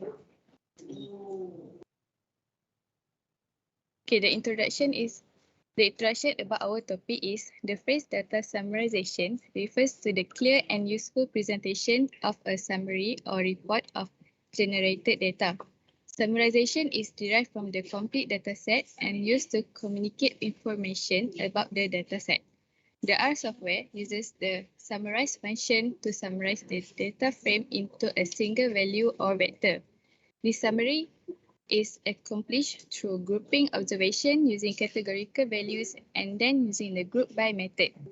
The dataset summary is obtained using the dplyr program.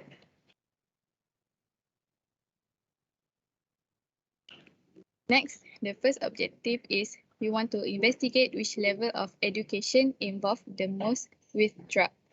Second one is to identify the summary of the numerical data. Then to find the mean of drug addicts among university students between males and females. Next, to examine which level education from Perak have the highest average of drug addicts. And the last one is to identify number of addicts, drug addicts in Sabah on 2017.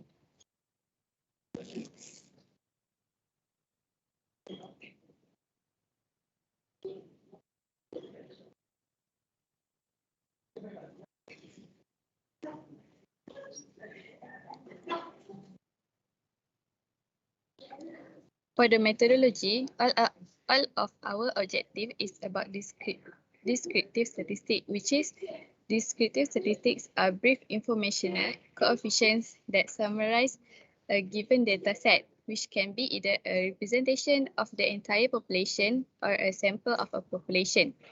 Descriptive statistics are broken down into measure of central tendency and measure of variability.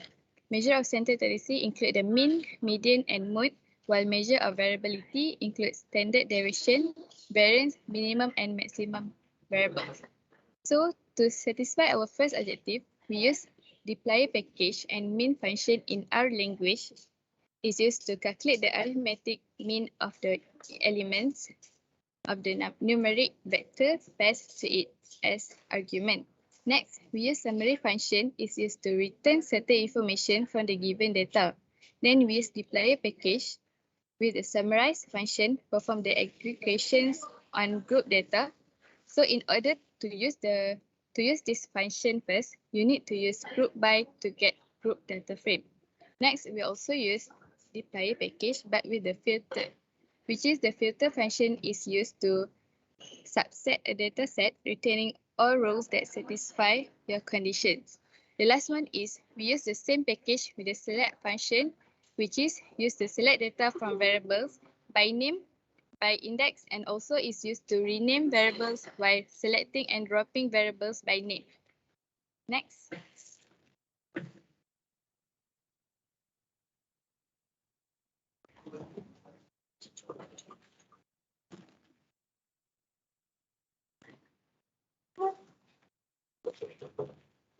Next is analysis using RStudio.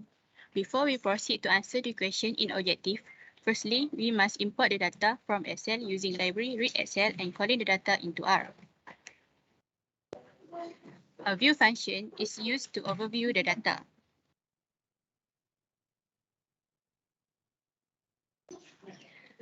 str or structure function is used to know the data type for each variable. So here, we rename the data pro as a data 1 and change the structure of tahun, negeri, and jantina as a factor. So here, the result shows that the structure of data 1. Next, for analysis, the first objective is to investigate which level of education involved the most with the drug. Data that we use have 8 levels of education. In this part, we use library dplyr. Command for this objective is data1 forward by operator symbol summarize min1 equal to min tidak bersekolah. And proceed the same command for the rest next level of education. So, the result shows that the level of education min4 or MCE, SPM or SPMV is the most involved in the drug, which the value is 290.9688. Next. Second objective is to identify the summary of numerical data. We use summary function to identify the summary of numerical data. The command is summary data1 minus C1, 2, 3, which means in this part we don't use variable 1, 2, and 3 because the data type for 1, 2, and 3 variable is a factor. So, result have shown the summary of each level of education which the data type is numerical data. We can only use summary function to identify minimum, first quartile, median, mean, third quartile, and maximum value easily.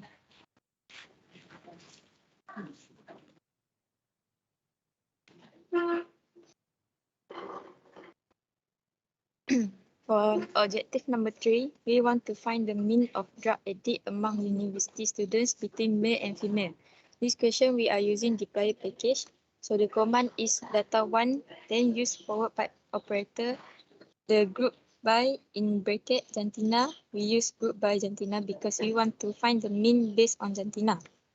Then forward pipe operator and summarize mean 1 equal mean diploma to find mean of diploma, and mean 2 equal mean ijazah master PhD to find mean of ijazah master PhD. The output we get is for mean 1, which is diploma, for male is 27.6875 and female 1.8750. Mean 2, which is ijazah master PhD, for male is 6.5625 and female 0.5000. The objective number 4 is to examine which level education from Negeri Perak have the highest average of drug addicts. This question we are also using library deploy package. So the command is data1 for forward pipe operator, then group by negeri. For forward pipe operator, then use filter negeri equal Perak. Then summarize mean 1 equal mean tidak bersekolah and proceed the same command for the rest of the level of education. The highest average of drug addicts from Negeri Perak is MCE, SPM, SPMV.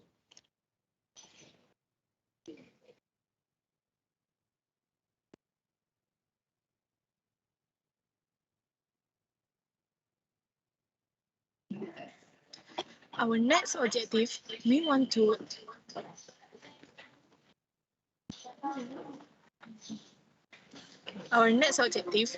to identify the number of drug addicts in Sabah on 2017. First, we key in the input, we call data1, then we use group by Jantina in bracket. After that, we use filter negeri that equal to Sabah because we want to identify the number of addicts only for Sabah. Next, we select in bracket negative C, 1 for males and 2 for females. Lastly, we run the input and the result will appear.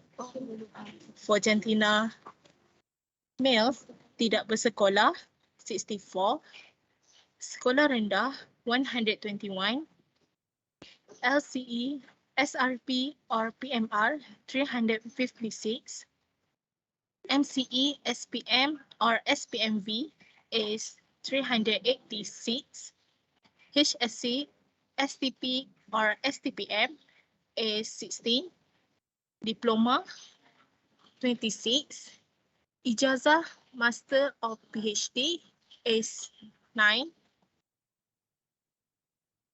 and for others is 27.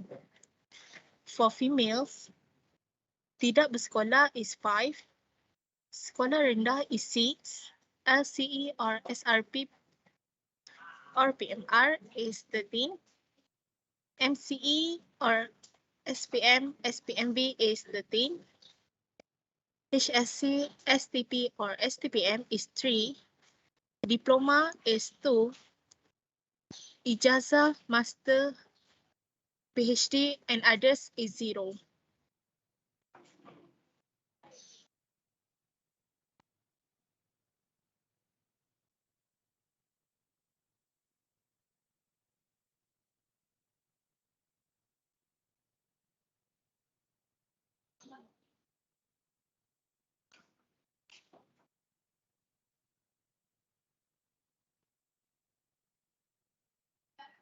In conclusion, we have achieved all the objectives as the level of education that involve the most with drug is MCE, SPM, SPMV with mean that greater than others. The mean of drug addict among university students for males are greater than females. The level of education from Perak have the highest average of drug addicts is MCE, SPM, SPMV. The number of drug addicts in Sabah on 2017 is 1,005 for males and 42 for females.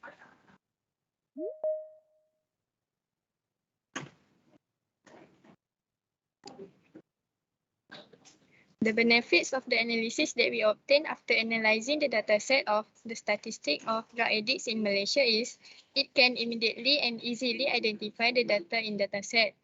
Next, it also shows the researcher which variables that have a strong correlation and will be combined in other analysis. 4 case areas that can be considered is centrality, dispersion, replication, and shape. That's all from us. Thank you.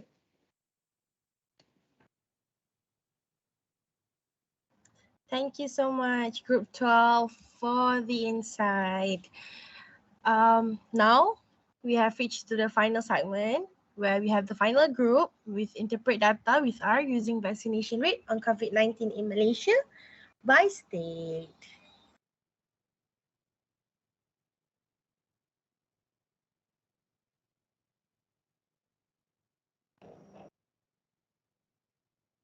Okay, Assalamualaikum warahmatullahi wabarakatuh. My name is Muhammad Nuruddin Barifin, and I'm going to present about vaccination rate on COVID-19 in Malaysia by state. Next.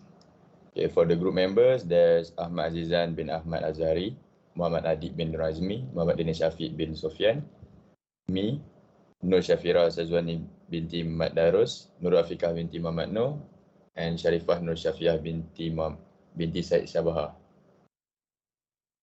In the introduction, vaccine is a medication that is used to boost immunity against a certain infectious disease or pathogen, usually made from the causal agent's inactive or weakened form or from its component or byproducts. The COVID-19 vaccination aids is in preventing the disease by assisting our bodies in building immunity to the COVID-19 virus.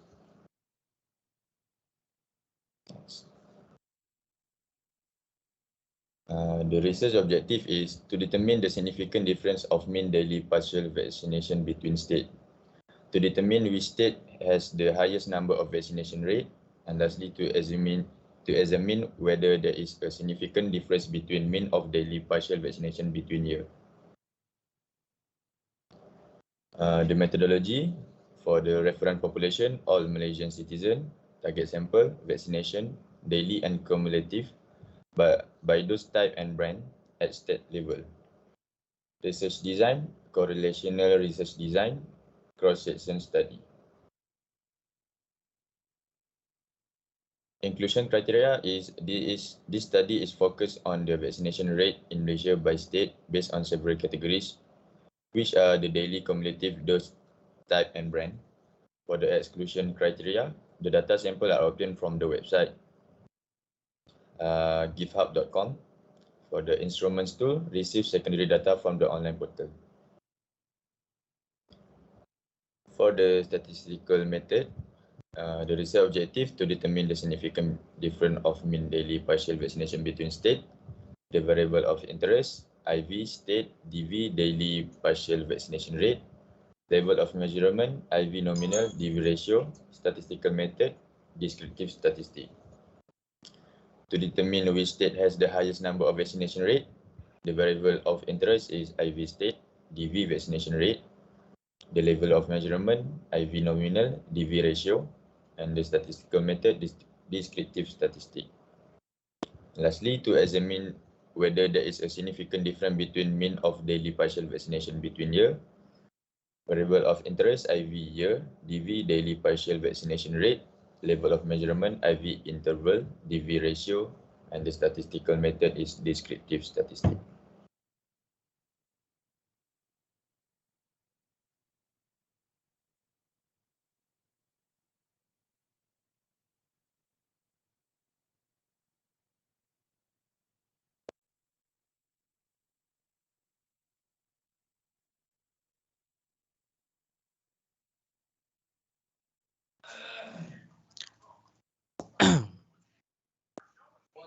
Yeah, correct. And now we our session. This is all the packages that we use in our research study, which are dplyr, plyr, ggplot2, readxl, notice, and supernova. Now we run all of this. Because we use secondary data from the internet, we have to import the data first using readxl because our data is in Excel form. And we set it as data too.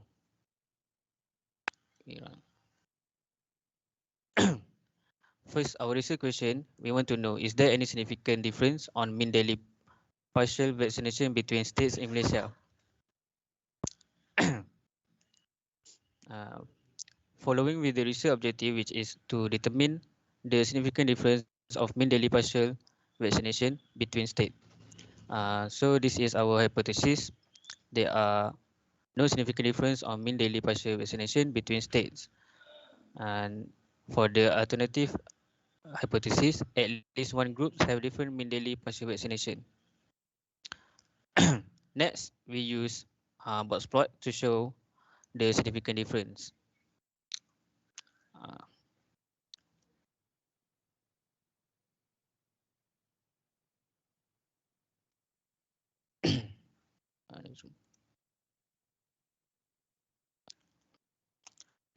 Now, because the state variable is more than 3, it causes our box plot become small, but we can say that all the box plot are different between each other.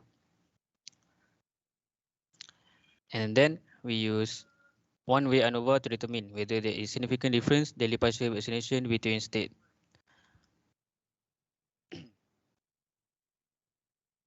And now we can see that the p-value is lower than 0.05. So it appears that the daily partial vaccination is significantly different between state. We reject null hypothesis and accept alternative hypothesis, H1. Now we move to the second question.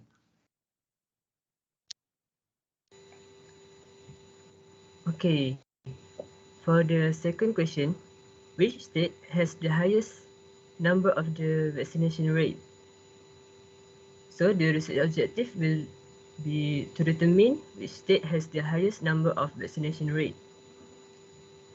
Okay, first, we use the aggregate function to compute summary of daily, partial, and state. Okay, that's to use for aggregate.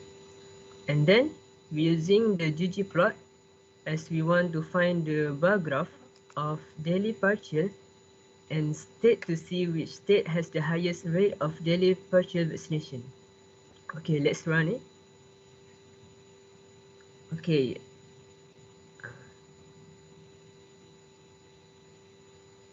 As we can see in the bar graph, Selangor has the highest rate of daily partial vaccination and the lowest rate is wilayah Persekutuan Labuan. Yeah, that's clear, right? Okay, so that's how we answer the question using the bar chart.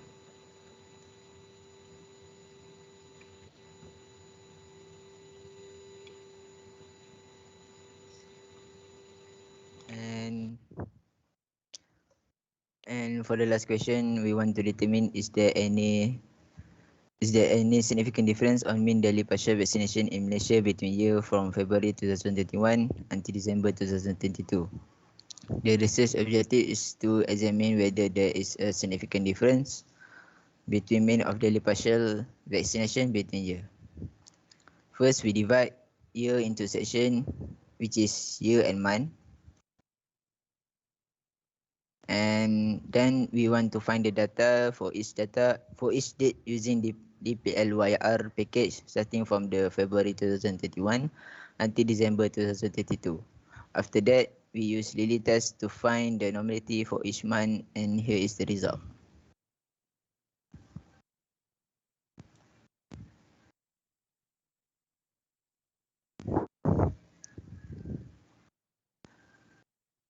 We also use ANOVA to check the assumption for the hypothesis statement.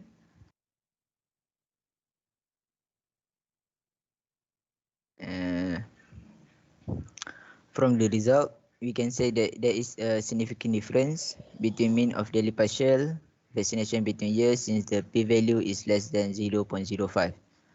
We also use the supernova method to have the more detail about the ANOVA. This is the supernova for the ANOVA above.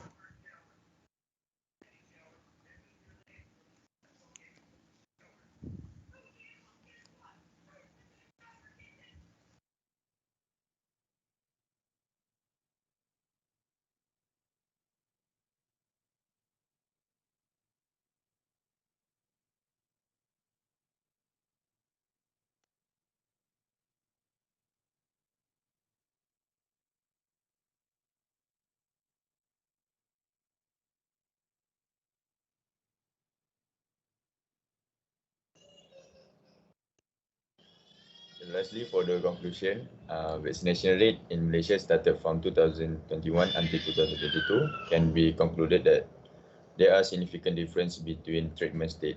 Therefore, at least one mean daily partial of vaccination is different. Vaccination is positively associated with state and year. That's all from us. Thank you very much. Thank you so much, Group 15, and thank you to all group and all audience who stayed throughout this whole event. First of all, I'd like to thank all group for all the presentation. You all did really well, and I hope from today's conference you may benefit something out of it. On behalf of the final semester student of Diploma Statistics, we would like to thank our lecturer, Dr. Muhammad Nasir bin Abdullah, for giving us this opportunity of doing this conference, which has benefited us in many ways. On top of that, thanks to all the students of statistics for making this happen. Finally, thanks to all the audience who have stayed with us throughout this conference. We hope to see you again in our future conference. And before we end our session, I wish for everyone to open their camera for a photo shoot session.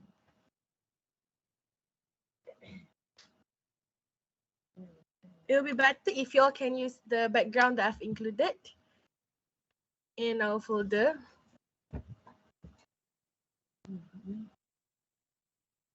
Di sini sikit. Ke kau nak masuk dengan aku? Sorry.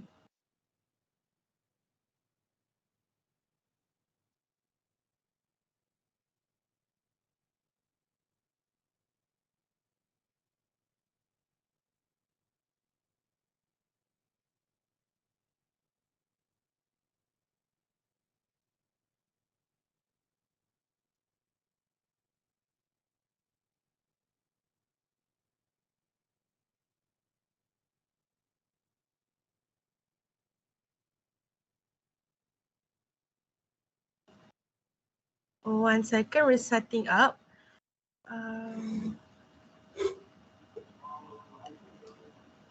Okay. Okay. All right. I think I have quite a number over here with the cameras open. Okay, everyone ready? Okay, smile. 1, 2, 3. One more. 1, 2, 3. And the final one. 1, 2, 3. Okay, thank you so much, everyone. We hope to see you guys again in our next conference. And that's all from us. Thank you. Bye.